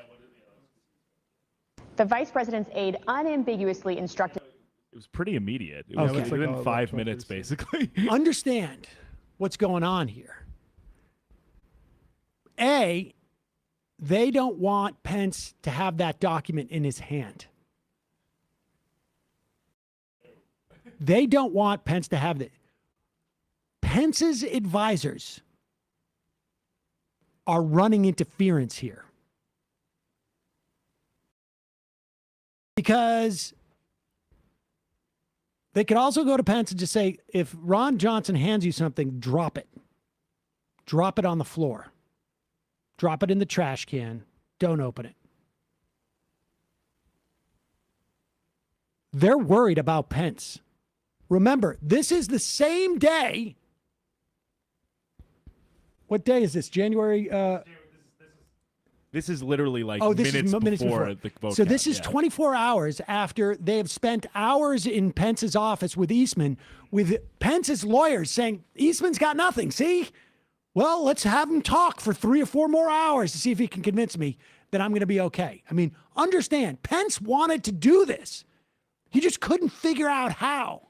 And if you're convinced you can't, do you talk to Dan Quayle? Do you talk to Ludwig on your own? No. You're talking that saying, is it possible? Even more so, we don't even know what Dan Quayle and them said. Because if Eastman is in there on January 5th, it could very well be that Dan Quayle said, well, maybe you should check out X, Y, and Z and see if Eastman's got a good answer for this. Like, they entertained the shit out of this. And a couple of key advisors were basically running interference. Go. Them not to deliver the fake votes to the vice president. Even though the fake elector slates were transmitted to Congress and the executive branch, the vice president held firm in his position that his role was to count lawfully submitted electoral votes. Joseph R. Biden Jr. of the state of Delaware has received 306 votes. Donald J. Trump of the state of Florida has received 232 votes. Which is what he did when the joint session resumed on January 6th after the attack on the Capitol. So they wanted to do this after the attack. Yeah, that was when Eastman said the whole thing being like I'm asking you for one more exceedingly minor violation. We've already shown these things are fluid. Like, you broke without having an official break to the. Okay, so that is the setup. Ron Johnson was basically a bagman for these QAnon people. And you can see in that last clip that we showed just how specifically it was going to be Ron Johnson physically handing it to Mike Pence on the floor after January, after the incursion into the House, into the Senate chambers and the House chambers. And so reporters went to ask Ron Johnson about this, and Ron Johnson is an idiot. This guy is the dumbest. Al Franken told us at the Live Boston show, stupidest senator in the Senate. Now, to be fair, Tommy Tuberville came in after, so he could be the stupidest. Ron Johnson still, they're having a little argument about that. But here's the reporter. Watch this. Johnson's doing the old I'm talking on my phone thing. But the ding-dong doesn't know how it works. Know about what your chief of staff was doing with the alternate slates of electors. No, you're not. I can see your phone. I can see your screen. What your chief of staff was doing. Watch Ron Johnson end the conversation. Does your chief of staff still work for you, Senator? Can you explain what happened there? Why I'm was doing the your old chief of staff- thing. There it is. That's the bit. So there's Ron Johnson attempting to avoid questions. Why is Ron Johnson desperately not want to answer this question? Because he has no answer. He was prepared to hand to Pence after the Capitol had been stormed fake electors from Michigan and Wisconsin to carry out this is a coup. It's a fraudulent document too, right? It's two fraudulent documents. Wants to hand it to Pence so that Pence says, I've got two sets of electors here. I don't know what's going on with Michigan and Wisconsin. We cannot complete this this certification of the vote. That's what they wanted. And then it's a judicial problem. And then it becomes a judicial problem. It gets worked out by who knows who. By the Supreme Court that Donald Trump appointed, maybe. So they catch up with Johnson. This video is a little bit better quality. They catch up with Johnson after he's avoided answering this question by pretending he's on the phone, despite the fact that when you're on the phone, your phone lights up. The homepage. And he's walking it like this, going up. I'm on the phone right now. As you can see. And then he does like a fake turning it off. But here's why he wanted to pretend he was on the phone, because he has no answer for being perhaps one of the most implicated members of Congress in this attempted coup. We called him up. He didn't want it, and we didn't deliver it. But why, story. why did he even offer it without vetting it? We got handed an envelope that was supposed to go to the vice president. I didn't know. So we called out the vice president. He didn't want it. We didn't deliver it. It's the end of the story. Guys, this is such a non-story. Are you going to ask who got it? When you had received the envelope? Pardon? Was that the first you had heard of it when you received the envelope? And who, do you remember who gave it to you? Have no, it was a staff-to-staff deal. I mean, it apparently had Michigan and Wisconsin. I had no hand in any of it. Again, this lasted a couple minutes in our office, and the episode is over. Again, this is total non-story. Pause it. All right, so just here's what we know for a fact happened. We know for a fact that these were fake electors that they had planned. The chief of staff was telling the vice president, chief of staff, that the senator's going to hand it to him. This isn't like, oh, your cousin, you have a cousin in Wisconsin who wanted to say hello. And here's will you sign this for my constituent? No. This is happening after the Capitol has been overrun. And it's just making it sound like somebody just dropped off an envelope that said Mike Pence on it. And so I'm going to just give it to you. It just took up a half hour of our day on the day that there was a coup attempt. And we don't know when that envelope actually got to them. We don't know. And the idea that a staffer is going to say to Ron Johnson, here's an envelope, give this to the vice president before he certifies the vote. And he's just going to go, oh, okay. I don't know what's in it. I don't know who gave it to me. Who's it from? Don't worry about it, Senator. It's just from a guy. Just from a guy. This is the story he's telling now. He's just a mailman now. A couple minutes in our office, and the episode is over. Again, this is total non-story. Are you going to ask your aides about who this person was? Have you asked? We did know. Literally, don't. It was a staff-to-staff. Somebody from the House, some staff intern. Now it's an intern. You got to, the vice president needs this or whatever. Again, I wasn't involved. I don't know what they said, but somebody from the House delivered it to a staff member in my office, my chief of staff, called the vice president. Hey, we got this.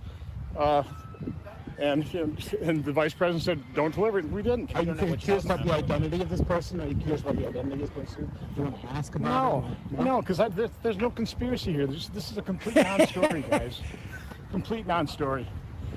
But I still don't understand. Stop it. Hey, guys, there's no conspiracy for a coup here. All I'm telling you is that some intern from an unnamed House office, I don't know, we get interns who come in from House offices all the time and say, can you give this to the president, vice president? Can you hand deliver this to the vice president on the floor of the House in the before the certification, just after this coup attempt? This happens every day. It's funny when he stops himself from saying, they gave us this, and he doesn't I don't know what it is. Characterize it all, because if he does, he's incriminating himself. Right, just happen to know it's from Michigan and Wisconsin, and it was an intern. It was an intern. Well, better get this right to the Vice President of the United States. Then. I mean, an intern. This is the amazing thing. He's so stupid. He's so stupid. So stupid. Wait a second. Senator, you said it was an intern. Are you in the business of delivering stuff from interns?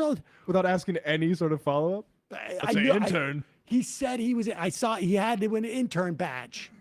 So we respect our interns. I thought it was like fruit leather, like a snack for the vice president because he probably hadn't had a chance to eat. So it was basically fruit leather because it was thin. He was hungry after the riot. Yeah, it was a Wisconsin cheese stick, and that was what I thought it was. Good. But I mean, I still don't understand. If you get an envelope, if this were a real committee, they'd be asking, why wasn't the Capitol secured? You know, who was in charge of that security? This is a total partisan witch hunt, and you know, I was not involved in this at all. You know, so I don't know why you're even asking the questions. So why don't you just leave me alone? If the committee reaches out and they want to talk to staff about this, would you allow them to cooperate? If they wanted to know which House office asked you guys to do this? Trust me, when this news broke, I asked the questions. Nobody knows. Again, these are interns. There's staff. Okay, we have no idea. But it was your chief of staff who sent this information over. No, it was my chief of staff that contacted. He just came from the White House, first day on the job. He called up somebody he knew in the vice president's staff. Hey, we got this. And the vice president would, don't deliver it to us, and we didn't. I mean, and does he know who he got this from? We got this. Another follow-up would be like, okay, so the vice president's office knew immediately that they didn't want anything to do with it. Why didn't you? We got this. We got this from an intern, and every time an intern drops off something that says this is for the vice president, of course my first instinct is I, the senator, will hand deliver it to the vice president. We're not gonna we're not going to, give it to another intern and say, well, why don't you just bring it over to the vice president's office? Or give it to another, yeah. Or how about just putting it in the mail? Oh, no, we're going to hand deliver it. It was an intern. These are staffers, interns. I don't know anything about this at all. It's all staffers who want their bosses to get together on something. The interns. Specifically the bosses. Listen, this is the way it works on the Hill. The interns run everything. And that's why most of the time when you see senators out there, they take a vote, they make a position, they say a comment. It is because an intern has told them to do it. That is just the way it works. I'm not involved in a criminal conspiracy. I'm not. Why would I say that? Why would I say I'm not involved in a criminal conspiracy if I was involved? This is a non-story. This is a witch hunt. Even as that dude should be going to jail. It feels like he kind of knows it too.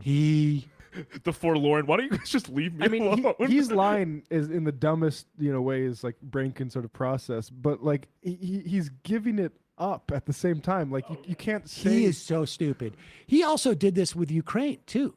He did this. He also was instrumental in basically revealing that the president was holding up arms to Ukraine on that phone call. Do you remember? Like he gave an interview where he was like, yeah, I was wondering why the president wasn't releasing the arms. And like he's so dumb. He's so dumb. He should have had his intern tell him, listen, Senator, I don't think you should leave the office right now. Maybe wait until it's like 3 a.m. because we don't want anybody to see you walk out. The interns, you should have given him a better story than this is a staff to staff thing when the entire thing is trying to get you, Ron Johnson. You're going to hand deliver it. If it was a staff to staff thing, your staff would have, like you said, just send it to the mail room. Exactly. They'll get it to their staff eventually. It wasn't an urgent thing. It was just a thing that came in and we just spent 30 minutes talking about it. It's like when you get your roommate's mail. Yeah. Unbelievable. Calling from a 415 area code. Who's this? 415.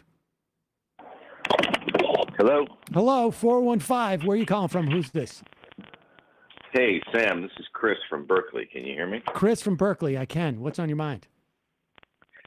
Sorry, Sam, you caught me off guard. I've been listening to you since about the early days of Air America with Janine, and now suddenly I'm on the phone. Sam, I'm listening to what you're talking about, and it's, it's driving me crazy. I feel like people should be in the streets right now. That this should be the front page of every newspaper. It should be the topic of every water cooler conversation. And, you know, people are worried about their TV shows and just like acting like this isn't as urgent as it is. Am I missing something here?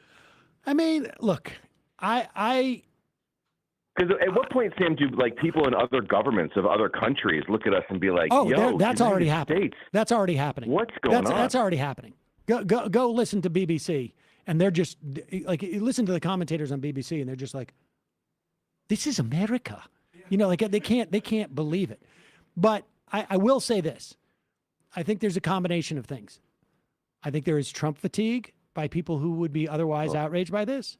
I can tell you that, like, you know, we've been paying attention to these hearings, but you know, and you know, not that much. And we do this professionally. You know, I think like there's like a lot of people feel like Trump is a piece of garbage, and I don't need to know the details. But I think I think there's also a sense that none of this stuff is going to change anything. So why bother? And I think that the story is becoming so clearer now, and it becomes more digestible. And when you start putting faces to it, and you hear the testimony of people, how, you know, it starts making it a little more dramatic. So I think, listen, I think over the next couple of weeks, you're going to see increasingly more outrage about this. I hope so. And you know, remember going into it 2 weeks ago, people were like, the Democrats have already lost with these hearings. And I was like, very possibly. And so I listen, I'm the first one to blame the American people for everything. Oh, absolutely. But I contend this is a failure of public education. I think that's the foundation of it all. People don't have any notion of civic duty. I mean, I agree with you, but I have to learned say, about it. In this instance, I think like coming out of a pandemic. I mean, there's so many different things that operate on the American public. But I think the idea is, I mean, that's why we're spending time talking about it. And so, and trying to lay some of this out. So I share your frustration, but I don't know, just pass around some of the videos and talk to people about it. I guess that's all we can do. I mean, the most heartbreaking thing I think of all was the young woman and her mother at the end. Crazy. You know, people who just like, you know, her whole dream in her life was to be hearing about her ancestors and not being able to vote. Was just, it was nothing selfish. It was completely selfless, wanting to be a poll worker and how important that was as part of the system. I mean, talk about make America great again. That's what makes America great is people doing things like that with that notion and that kind of drive and purpose. And just to have it ripped away from her. I mean, I was crying standing in my kitchen listening to that poor woman. I couldn't believe it. It was really, really, it was genuinely moving. It was genuinely moving. They should be playing those, you know, They, you know, like I say, those things should be clipped, and somebody should, you know, dump $5-10 million in it to play it, in at least in swing states. Appreciate the call. Does, man. Thanks, Thank you, Sam. Let's go to 405 area code. Who's this? Where are you calling from? I'm Gregory from Oklahoma. Gregory from Oklahoma. Bring out the shirts. Bring me a shirt. Well, ladies and gentlemen, this is pretty exciting. I wore mine yesterday, Greg. We got these. Here, throw me one right here. These are cool I wish shirts. I could see this. I'm not watching right now. I'm just calling in. Check this out. Yeah. Merch. There you go. Running for the House in District 26 in the state of Oklahoma. House. What's on your mind, Greg? I wanted to call and say thank you to the show and everyone in the community for supporting my campaign so far. It means a lot. How's it looking? It exists. I'll simply say that. Okay. I'm hoping to raise $24,000 by the end of the summer. So like by first or second week of August, I'm about $5,000 on the way there. So about 20% of it's been raised. Part of that is because of people who watch the show and friends of mine and people who I've been talking to.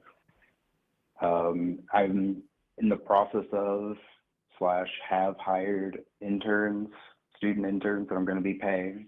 Nice. So I'll be paying interns that $24,000, not paying them specifically $24,000. In total. Part of the funds being raised. Yeah. And also got to get more campaign literature and eventually put out a couple of mailers to the district before the election.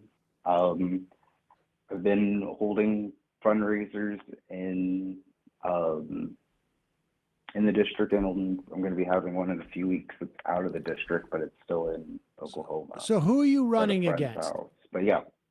How many? I am running. Go ahead. Yeah, it's just me. It's just me. Did you get the letter that I sent you all? Because I sent a letter with the shirts. I don't know if we got that. Oh, well. We're checking Anyway, now. We're 'cause checking it's now, that- Greg. Okay, because I think it was in a folder, and yeah. But what was I about to say? No, so it's just me. I was able to avoid a primary, so I am the first Black Democratic nominee for my House seat, and probably first Black nominee from any party in this seat. So Wow. that's pretty cool. That's pretty cool. Yeah, And you're running against the incumbent. Yes, the incumbent, his name is Del Curbs. He's not a fan of me. I'm pretty sure I've told the story about him before when I was when I saw him at Starbucks, and then eventually he never came back into McDonald's and all that good stuff. Yeah, that's the guy I'm running against. He's exactly twice my age. I'm 24, he's 48. Sounds like it's time for the next generation. New ideas in Iowa. Like Oklahoma, sorry. But yeah. Because, and what's funny is that over the he's the oldest person that my district has elected in the last 35 years or so. Oh, wow. So he was about, I want to say he was 42. Yeah, he was 42 when he got elected. The other people before him, when they got elected, they were like in their 20s or early 30s. Gregory, what are the issues that folks in that district? I imagine it is a very Republican district. I wouldn't say it's very, very Republican, but yeah, it's solidly Republican. A lot of the issues that people care about, education, obviously, healthcare, making sure that sooner care is lost to private insurers, raising wages, dealing with the quote unquote inflation and stuff like that. Those are some of the issues people have talked to me about whenever I knocked on doors, and some of the issues I've been focusing on, as well as just simply letting people know what's going on in the legislature, because the incumbent Del Curbs, he's running for his fourth term. We rarely ever hear from him. Like, oftentimes when I talk to people about him, they either didn't know he existed or like say that they don't know anything about him. And then the little bit of people who do know about him don't like him at all. Like, a lot of people hate him. I want to tell you guys a funny story about this. So a couple of weeks ago at a fundraiser, and I called it campaign to kick Del to the curbs, because his name is Del Curbs. Nice. To the curbs. Anyway, so a person came and they wrote a check out to donate, and on the memo they put to kick Del to the curbs, but they forgot to put the part, and they had to add that in later because they just said to kick Del Curbs. So they gave me money to kick Del Curbs. There you go. I thought that was hilarious. Well, but yeah, people really don't like him, and the people who do know him don't really like him. And so, Gregory, give me your money, give me your campaign site. website. Yeah, it's Gregory4HD26. Sorry, Gregory4HD26.com. Small monthly donations are like really highly encouraged. If you want to donate a small amount, do like $5, make it recurring until the end of the campaign. If you want to do a big amount, that's also cool. Anything helps. We can still do this. We can have time to be able to beat them. Good luck, Gregory. We appreciate the call, and thanks for the Thank T-shirts. You're welcome. All right, bye-bye. Bye. Good stuff. Good stuff. This just breaking. Andrew Gillum, who you will recall lost to DeSantis by less than a percentage point, by less than half a percentage point. It was like 0.4%. 30,000 votes out of something like 8 million votes. Big shame now, looking back on it. He is being charged with fraud. Oh, wow. Associated with the campaign. Now, at the time, I think he had a drug problem. Yeah, so there was the situation where during the campaign there were some suspicions about whether he improperly accepted Hamilton tickets from a donor that he was while he was mayor of Tallahassee. Like he already had a bit of fraud stuff kind of swirling around. Then the whole thing with him, being found with that overdosed sex worker. Yeah. But it's truly, especially hearing this now, one of the most cataclysmic downfalls of a politician I can remember. I thought he was going to be a rising star. Do you know where that picture of him came from? No. It came from Enrique Tarrio. No way. The head of the Proud Boys. Wow. Got a hold of that picture. That's a wild. That's a big. Yeah, right. How did you get that? That's crazy. It was a federal grand jury. The 21-count indictment against Andrew Gillum.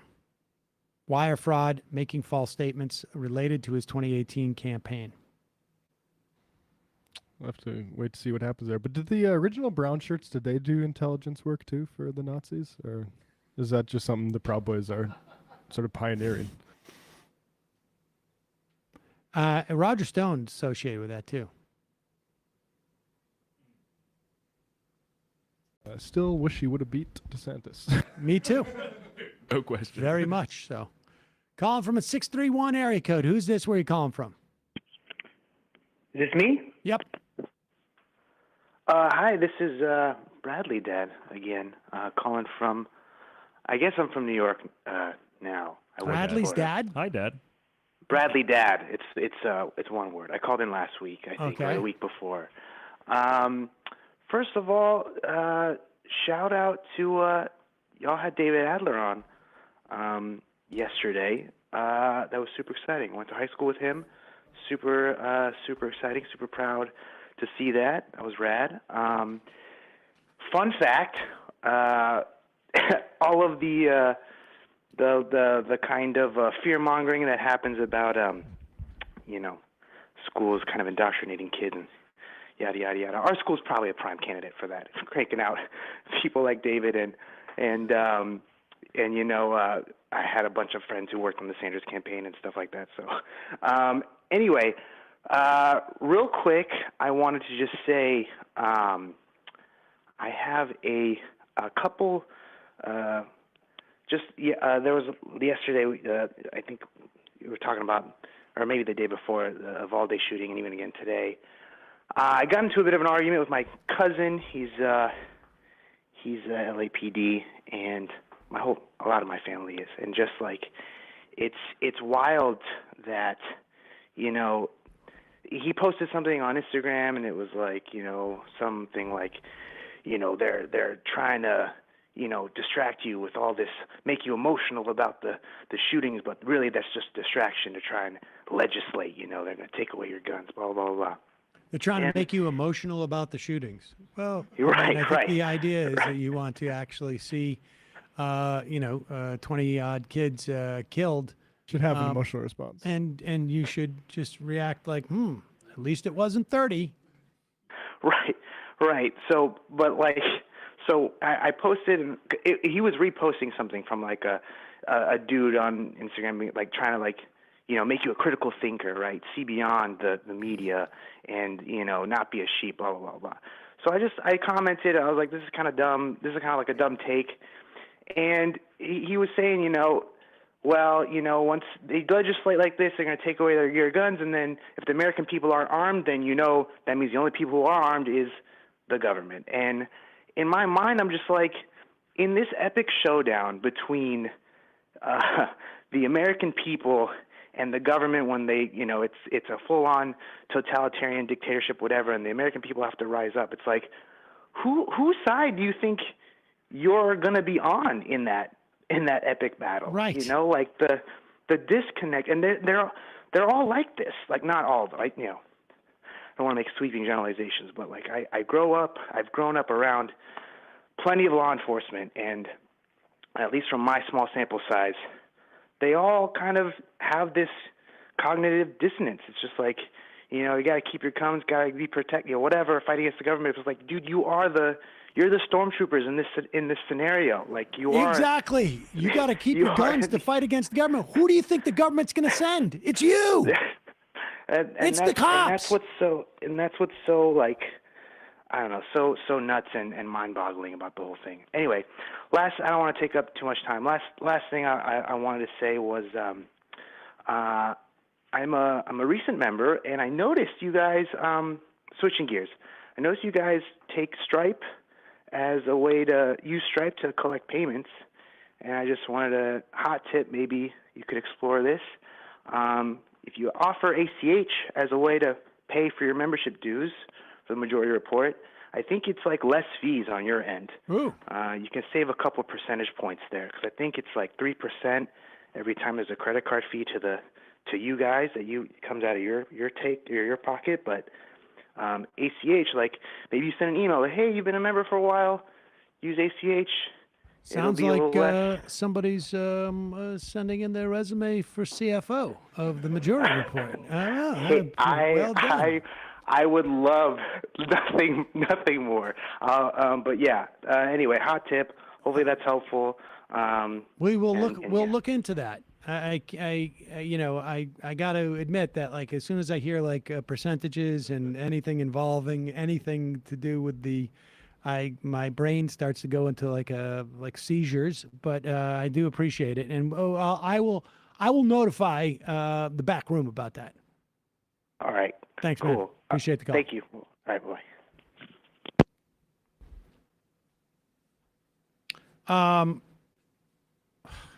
I almost like. I don't even know if we should play this Chris Christie thing. It's so freaking like.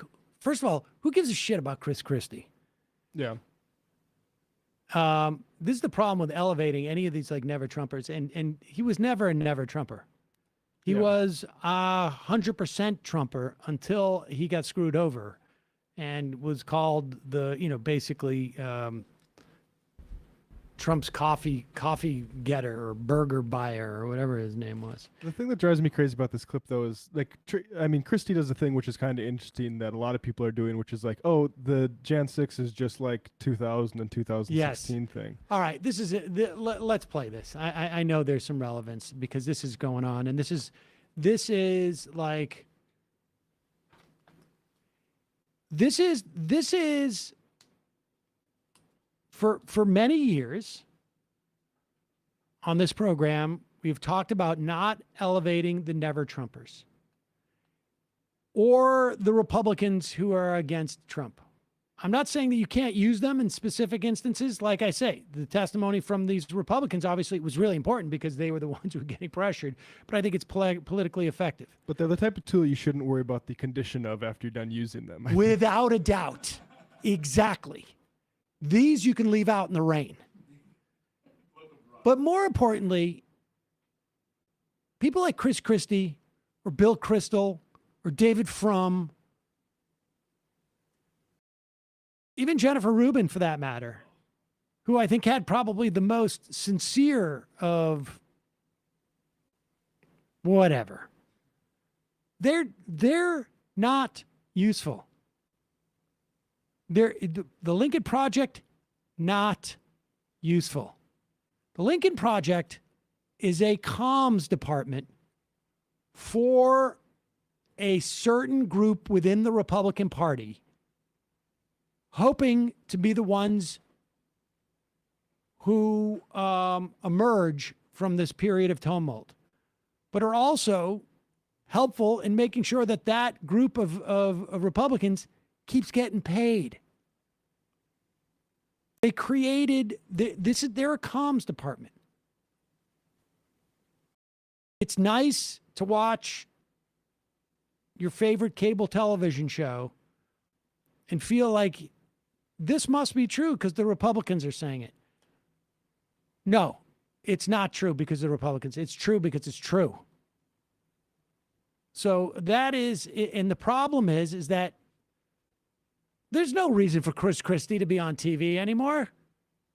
The dude couldn't even get a sports radio job. Here he is on ABC explaining that the reason why we had January 6th is because some dude on, well, the internet didn't even exist in 2000. Some dude went and protested George Bush's inauguration. That's basically what he's talking about. I hope lots of people across the country see and absorb. That's the question, Governor Christie, because you're well aware there are Republicans in this country right now running campaigns right now based on what they said was a faulty election. In fact, there are Republican candidates in Texas saying that President Biden is not the legitimate president, that he's the acting president. Well, look, David, this goes all the way back to 2000 with George W. Bush, when you had supporters of Al Gore who, even after Vice President Gore conceded the election and certified it himself as the president of the Senate, refused to accept George W. Bush as legitimate. You've had Hillary Clinton say. Pause it for 1 second. What does that mean? Who is in a position to accept a president as being legitimate and who is not? Like, okay, I believed that that election was stolen.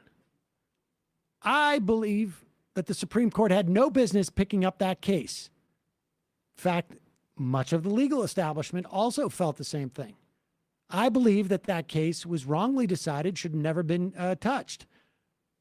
This on top of the fact that George Bush did not win the popular vote. He won the Electoral College, sort of added to maybe some ambient quality to it. I believed that because the co-chair of his campaign was governor of Florida, the other co-chair was the Secretary of State of Florida, and she would not allow for the ballots to be elected, and you had a bunch of butterfly ballots where a bunch of old Jews voted for one of the most anti-Semitic, outwardly anti-Semitic candidates that we've seen in decades, in Pat Buchanan. There was a lot of question as to the justness of that. But here's how Sam Seder's considering George Bush illegitimate. Here's how it played out. In the same way that Sam Seder felt that the Golden State Warriors should not be champions of the NBA this year. Sam Seder, in fact, I probably had more influence on the outcome of that 7-game series by sitting in my apartment, drinking a little bit of rye, yelling at the TV that the officiating was bad, than anybody did in delegitimizing George Bush as president. It is completely wrong to associate those two things and to say that's why we're here. Also, Sam, I want to ask you this because I wasn't around for it as much, but the Brooks, wasn't the Brooks Brothers riot maybe a little bit more there was that exactly there was the Brooks Brothers riot, which was a bunch of Republican lawyers in Brooks Brothers suits banging on the door of the election workers at Palm Beach, West Palm Beach, trying to count the votes, stopping the counting of the vote. Yeah, that's why it's similar to 2000. Exactly. Accept the 2016 election results as legitimate. This is a very dangerous thing in this country, which was brought to a new level in 2020. But by I have Donald to Trump interrupt and right his there because campaign. you also know, Governor, Al Gore stood before the nation and actually conceded and did something very different Well, I from what said we that, witnessed. Yeah, this is much David, different. I didn't say Al Gore. David, let's be clear. Let's remember what I said. Even after Al Gore conceded the election and went before the country in the Congress and certified the election as president of the Senate, there were still many of his supporters around the country who did not believe that George W. Bush was legitimate, and in fact voted 100? against certification in the House of Representatives. 2000? What I'm saying is this. That's the difference. Like, the GOP has made it an article of faith that Donald Trump should be the rightful president right now. Dems were like, oh, yeah, I think they screwed You us, so could let's not move find. on. Hey, you know what? I'll tell you something. I think the failure of Al Gore to contest that election is why we have this today. The absolute opposite of what this bloated, both in mind and body and spirit, now pundit with his damn flag lapel pin, is saying. Because they didn't contest that, because they didn't contest what went on in Ohio in 2004, protecting the institutions and whatnot. No, it doesn't work that way. It doesn't work that way. I would love to sit down with John Kerry, who I believe had some serious suspicions about what went on in Ohio in 2004, and ask him if he thinks what he did was right by respecting the system, because it leads to this. Yeah, fraud that leads to sending it to the courts so the courts can decide. You do not respect the system by not holding people to account. Barack Obama gets into office and says we need to turn the page and move forward. It doesn't work that way. I don't know how many times they have to learn. It doesn't work that way. And I don't mean them. I know they do it for a different reason. But you'd think there'd be some them between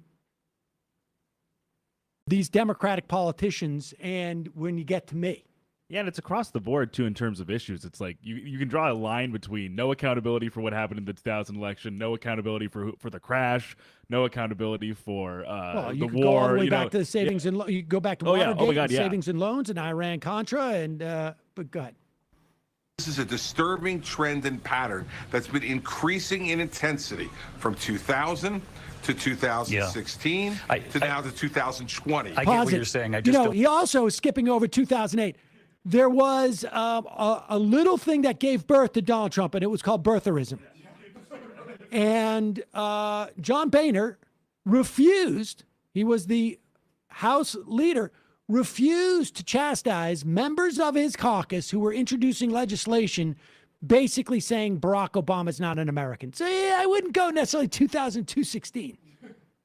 Many of his supporters around the country who did not believe that George W. Bush was legitimate, and in fact voted against certification in the House of Representatives. What I'm saying is this is a disturbing trend and pattern that's been increasing in intensity from 2000 to 2016 to now to 2020. I get what you're saying. I just don't want our audience to think that I'm not aware that there isn't a real equivalency here when you have a former president who is sowing the seeds of doubt in this particular election that we're looking at. I want to bring in Heidi. Yeah, you're done now. But this is, you bring on these shills. That's what it is. And like Muir really frustrates me too because his pushback is not adequate there. No, it is not adequate. I get what you're saying. But at least Heidi Heitkamp will come in, one-term senator, will come in and really clean up here. Oh, God. We're screwed. We're screwed. I don't know what to tell you, folks. We're screwed. How do I make this transition from the frying pan into the fire, from the fire to the fire? we are days away from the Supreme Court. I think it is a safe assumption from overturning Roe v. Wade, which will strip immediately half the country's women from a right to an abortion. In Iowa, in Louisiana, as of yesterday, if you are an abortion provider,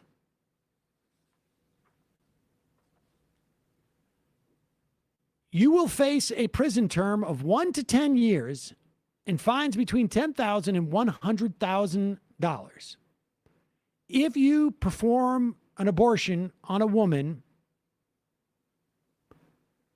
regardless of whether, or girl for that matter, whether she's been raped, whether she's a victim of incest rape, whether there's a health emergency, it has to be when the mother's life is in danger. But be clear on this.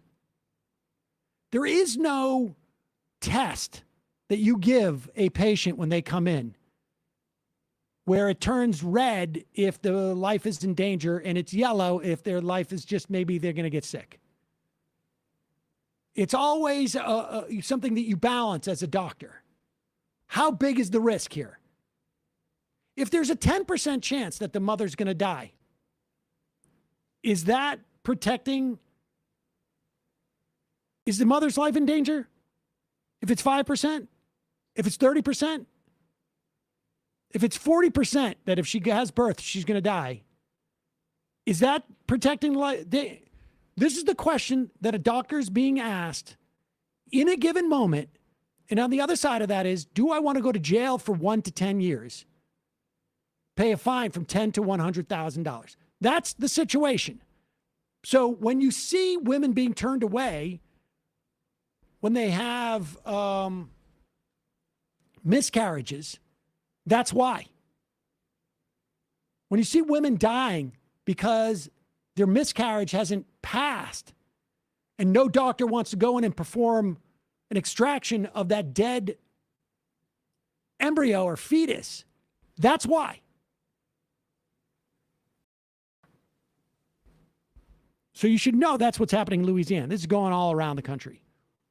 But Fox News wants you to believe that it's no big deal because they know that when the American public is made aware of the real, genuine implications of this, and the fact is they also know that we are just individuals.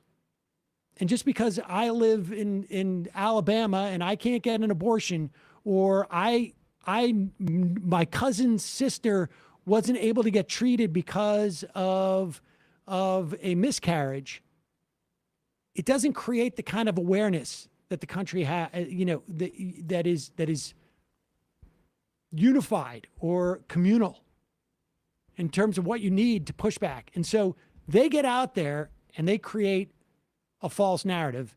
And here's Jesse Waters, paid shill to do that very thing. This opinion. I think it was someone that said, I don't remember, Greg, elections have consequences. Have you heard that one before? Back in the day, you had a president that got elected and they might send you to the jungle to shoot at the Vietnamese. Now, if something comes down from this court, you might have to, if you practice unsafe sex, drive an hour across state lines to get an abortion. It's being overblown a little bit. Let's just keep that in perspective. The president still has not condemned any of this stuff. Silence is violence. I'll use that against him. And Garland's in Ukraine. As this case is about to be decided, fly back home, leave Zelensky, he's got it covered, and get ahead of this thing. No one's ahead of this. You're right. You need to slip some female federal agents into this Jane's addiction. All right, so let's be clear here. He is saying that the protests in front of the Supreme Court are overblown and that Garland should be back here to protect the Supreme Court justices. Now, of course, while he's saying this, literally while he's saying this, there's testimony by a woman who worked in Georgia, an election worker who is unable to basically live her life because the president singled her out and has been harassed for over a year and a half now. He's worried about the Supreme Court having to deal with protests and also saying, like, it's no big deal. You got to drive across the state lines. Which, I mean, plenty of the people of the party he supports are looking into how we can stop that. Oh, yeah. No, it is. There's a lot of work they're doing here. But one is to just underplay this Roe v. Wade because they don't want people to know about it. Yes, he wants Garland to come back, not to, have any more accountability for anybody involved with January 6th, just to lock up some pro-choice protesters instead. And I just want to mention, too, Governor of Louisiana, John Bel Edwards, is a Democrat, and he signed both of those bills into law. Yep. So. Yep. This whole thing where it's just a Trump derangement syndrome over and over again of like, yeah, it's not actually as bad as they say, and aren't they crazy for being so outraged by it? Calling from a 520 area code. Who's this? Where are you calling from? Is that me? Yep. I'm surprised. Hi, I'm Valerie from Arizona, the worst state. Valerie? Yes. Valerie from Arizona. Welcome to the program. What's on your mind? I think we might have a little bit of lag. Can you just kind of shout back when I count to 0, 3, 2, 1, 0? 0. Okay, a second and a half or something like that. Oh my God, there's been so much that happened on your show and so much that's happening in the past days that, like, the things I wanted to talk about, I'm like, oh no, this is more important. Okay, now this is more important. And I'm just like, yeah, but one thing I wanted to talk about, because this one's fairly short, and then I'll gauge for how much you want to indulge me after that. Okay. Is, the testimony from Wandrea Arche Moss and Ruby Freeman, and something that really disappointed me about the committee hearings yesterday.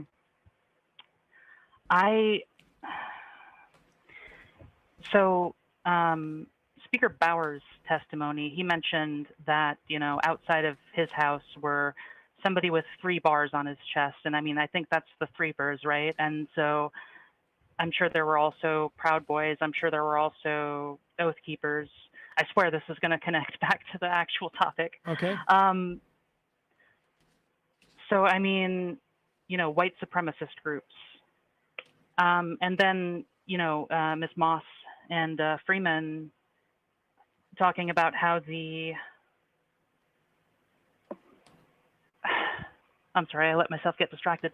Talking about how the threats that they received, they were just super briefly asked, and so were some of these threats racist? Yes. Oh, that's interesting. Anyway, a shiny thing. Like, I thought that they had the opportunity to connect this, like, hey, by the way, Trump is specifically, employing and benefiting from and like drumming up white supremacist rhetoric. And she had a literal lynching threat. You're lucky it's not 1920. What the fuck? Right. I mean, I understand. I understand your point. I think if you look at these hearings as being for people like Bowers, rather than, I mean, that's where the politics of this is. And well, yeah, they're trying to. Oh, I'm sorry. Well, they're trying to motivate Republicans, and I think that's probably why you don't hear them emphasize, the racial aspects of it. That would be my guess. They don't want to say white supremacy in this notion. I guess that would just be too woke. I mean, can't have that. Well, I mean, I think look, it is. I think for their purposes, I think that's probably what they think. Well, yeah. I mean, yeah. If they, the Democrats who are, to the chat who keeps distracting me, vitriolic vermilion is Valerie. Stop arguing about it. Well, no, I mean, I think. Listen, I think it's important for you to point that out, because the 3%ers are. I mean, these are the racism here is interwoven with all of Trump's frankly, with all of Absolutely. Trump's politics. It's what got him into the office. It's what put him on the national scene as a. It's why Mitt Romney went and kissed his ring in 2012, is because Trump was a birther, and so I mean it's so interwoven in there. But I think as a political matter, from the perspective of these Democrats doing this thing, and I'm not saying I agree with it, but I suspect it's like, we can mention she got racist threats, can mention there was an implied lynching, but that's not the theme that we're going to go for. Pick up on it. That's not the theme we're going for. It's a little disappointing, because I mean we're talking a little, pretty often about. Yeah. I'm sorry. What did I say? I mean, no. I mean, I agree with you. I agree with you. A little disappointing. Yeah. I accidentally said that. It's severely disappointing, is what I meant to say. Yeah. But No, I mean, we're talking about one of the most vulnerable groups, without a doubt, in our society. So. I mean, think back to the first couple of years of the first 3 years of the Trump administration. It was like literally every 6 weeks we're going to pick out a different black person to demonize. Right. And the Muslim travel ban. Yeah. Perceived Muslim. If you're the right shade of brown, you can't come here. Yeah. I was going to say that, like, it's no surprise that the Republicans do this, because it goes all the way back to the Southern strategy. So I'm sure all of your viewers know all about that. So I won't try to ramble about that. All right. Well, listen, I gotta jump, but appreciate the call. Hey, thanks for taking my call. Have a good one. You too. I mean, there is no. The fact of the matter is virtually no discussing anything, particularly these days, that happens in our politics that doesn't have an element of racism that is foundational to it.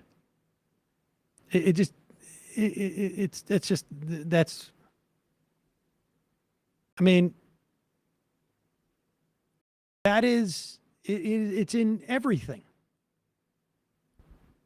It's so integral to the foundation of this country. That doesn't mean that it's not implicated by capitalism, but particularly when you're talking specifically about like the way that rhetoric is deployed. So much of it is about racism. So much. All right, one final call of the day.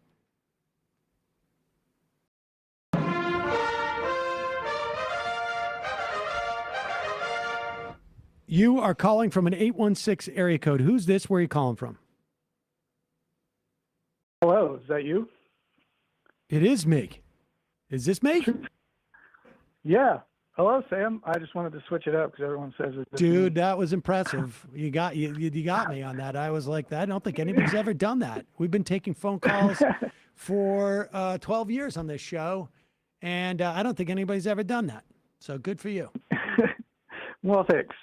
Yeah, this is Brian from District 69. No, Brian, I just wanted to give you a sense that I almost just hung up on you just so that I could like punctuate that, like, good for you, click. But I didn't do it. So I feel like I'm maturing as a person. What's up? Well, I had a whole bit. Like I was going to do the whole District 69 thing. But literally I looked it up, and the first thing that popped up was a District 69 in Pennsylvania. And I was going to do a story from there, and guess the first story that popped up is a veteran suicide. Oh. So, yeah, I mean, been talking about gun. Yeah. So the whole bit kind of backfired, but I thought it was kind of right. Well, right. Thanks. But yeah, so I just kind of that didn't work out. But no, I did have a question. All right. So I'm sure you'll remember. It's been probably 8-9 months now, like last October, I think. But there was a guy in was it Kirk Cameron? Kirk Cameron, audience? Yeah, audience member. He asked the question, when do we get to use the guns? And so my question is, when do we get to use the trains? And it's, I guess first I should. I'm not following. Like, when are we doing mass arrests?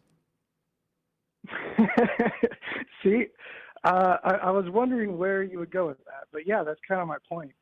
Because it does seem like the whole train thing is really confusing on the conservative side. I'm not. I am really unclear where you're going with this, but you gotta straighten this out quick. 'Cause you're the final caller of the day. I may have to get a different final caller of the day. Well, I certainly don't want to end it like that. No, because obviously on the progressive side, it's mass transit, right? That's really all that we're thinking about. Just kind of a pushback against car culture and all that, the fossil fuel industry, everything. But then if you look on the conservative side, it is exactly what you say. They want to send people to camps. Right. Every time you bring up trains, it's like the gulags all over again. Yeah, I haven't experienced that directly myself, but I don't know. Really? I've never said to somebody we should have more trains and them go like, you calling for a Holocaust? No, but you'll see it on Facebook. You'll see the memes. They're all over the place. Like the trains are coming, and anytime you bring up a Nazi thing, it's the trains are coming. And it's just really weird. And so that question, when he said, when do we get to use the guns? Like, I just kind of thought on the left side, what will we say? It's like, when do we get to use the trains? But then even that, it's like you can't, you can't even make a fair point. Yeah. I mean, yeah. I feel like sometimes you can listen to the show and you can have thoughts about like a call that comes in, and they're not necessarily I can't believe that like 6 months you've been waiting to tell me that. Well, no, it's you know what, Brian? I feel like maybe after you said like, "Is this you?" we should have done it there because you were on top. I got to jump, but I appreciate the phone call. All right, thanks, man. All right. I just realized we don't have any IMs. All right, here's the real final call of the day. 984. We have no IMs, so we got to get out of here. Who's this? Where are you calling from? You got 2 minutes. 984. 984. 984. Bye-bye. All right, final call of the day. 973. You have 1 minute. 1 minute. Who's it? Yeah, 973. You got 1 minute. Oh, hey, Who's this? Where are you calling from? Wow. Awesome. Now you get 50 seconds. Yeah, this is good, Sam. I love the show. This is Dale from Rhode Island. Dale from Rhode Island. Go. You got 40 seconds. Okay, yeah. So one thing I wanted to say is I used to listen to a lot of Rogan back in the day, and they were talking about it yesterday. And I don't know if you guys know this, but he's estranged from his biological father, and I think he said that he was a cop. And I don't know. I feel like that might explain a little bit of Rogan's pro-cop angle. I did not know that, but I mean, I sort of knew him back in Boston in, I guess 30 years ago.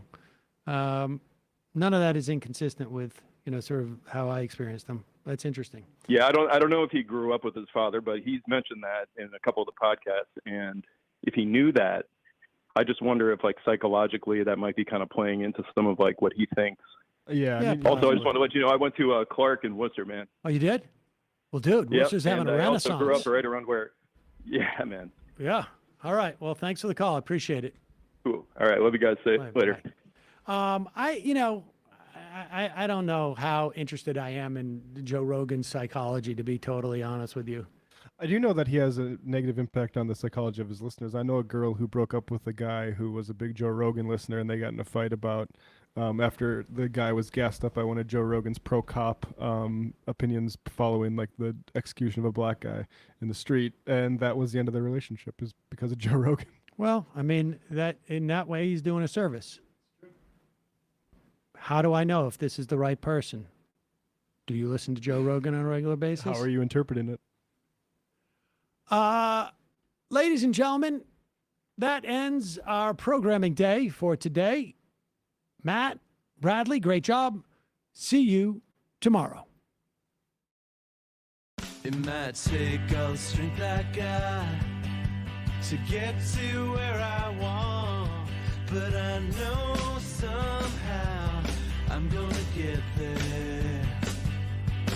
I wasn't looking when I just got caught between the truth and the light bar, but finding out won't make me feel any better.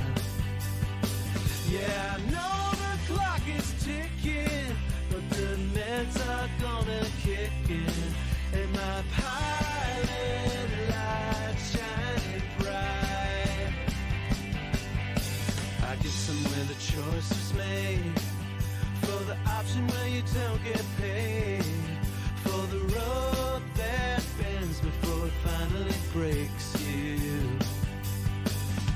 I guess somehow I lost my drive between the one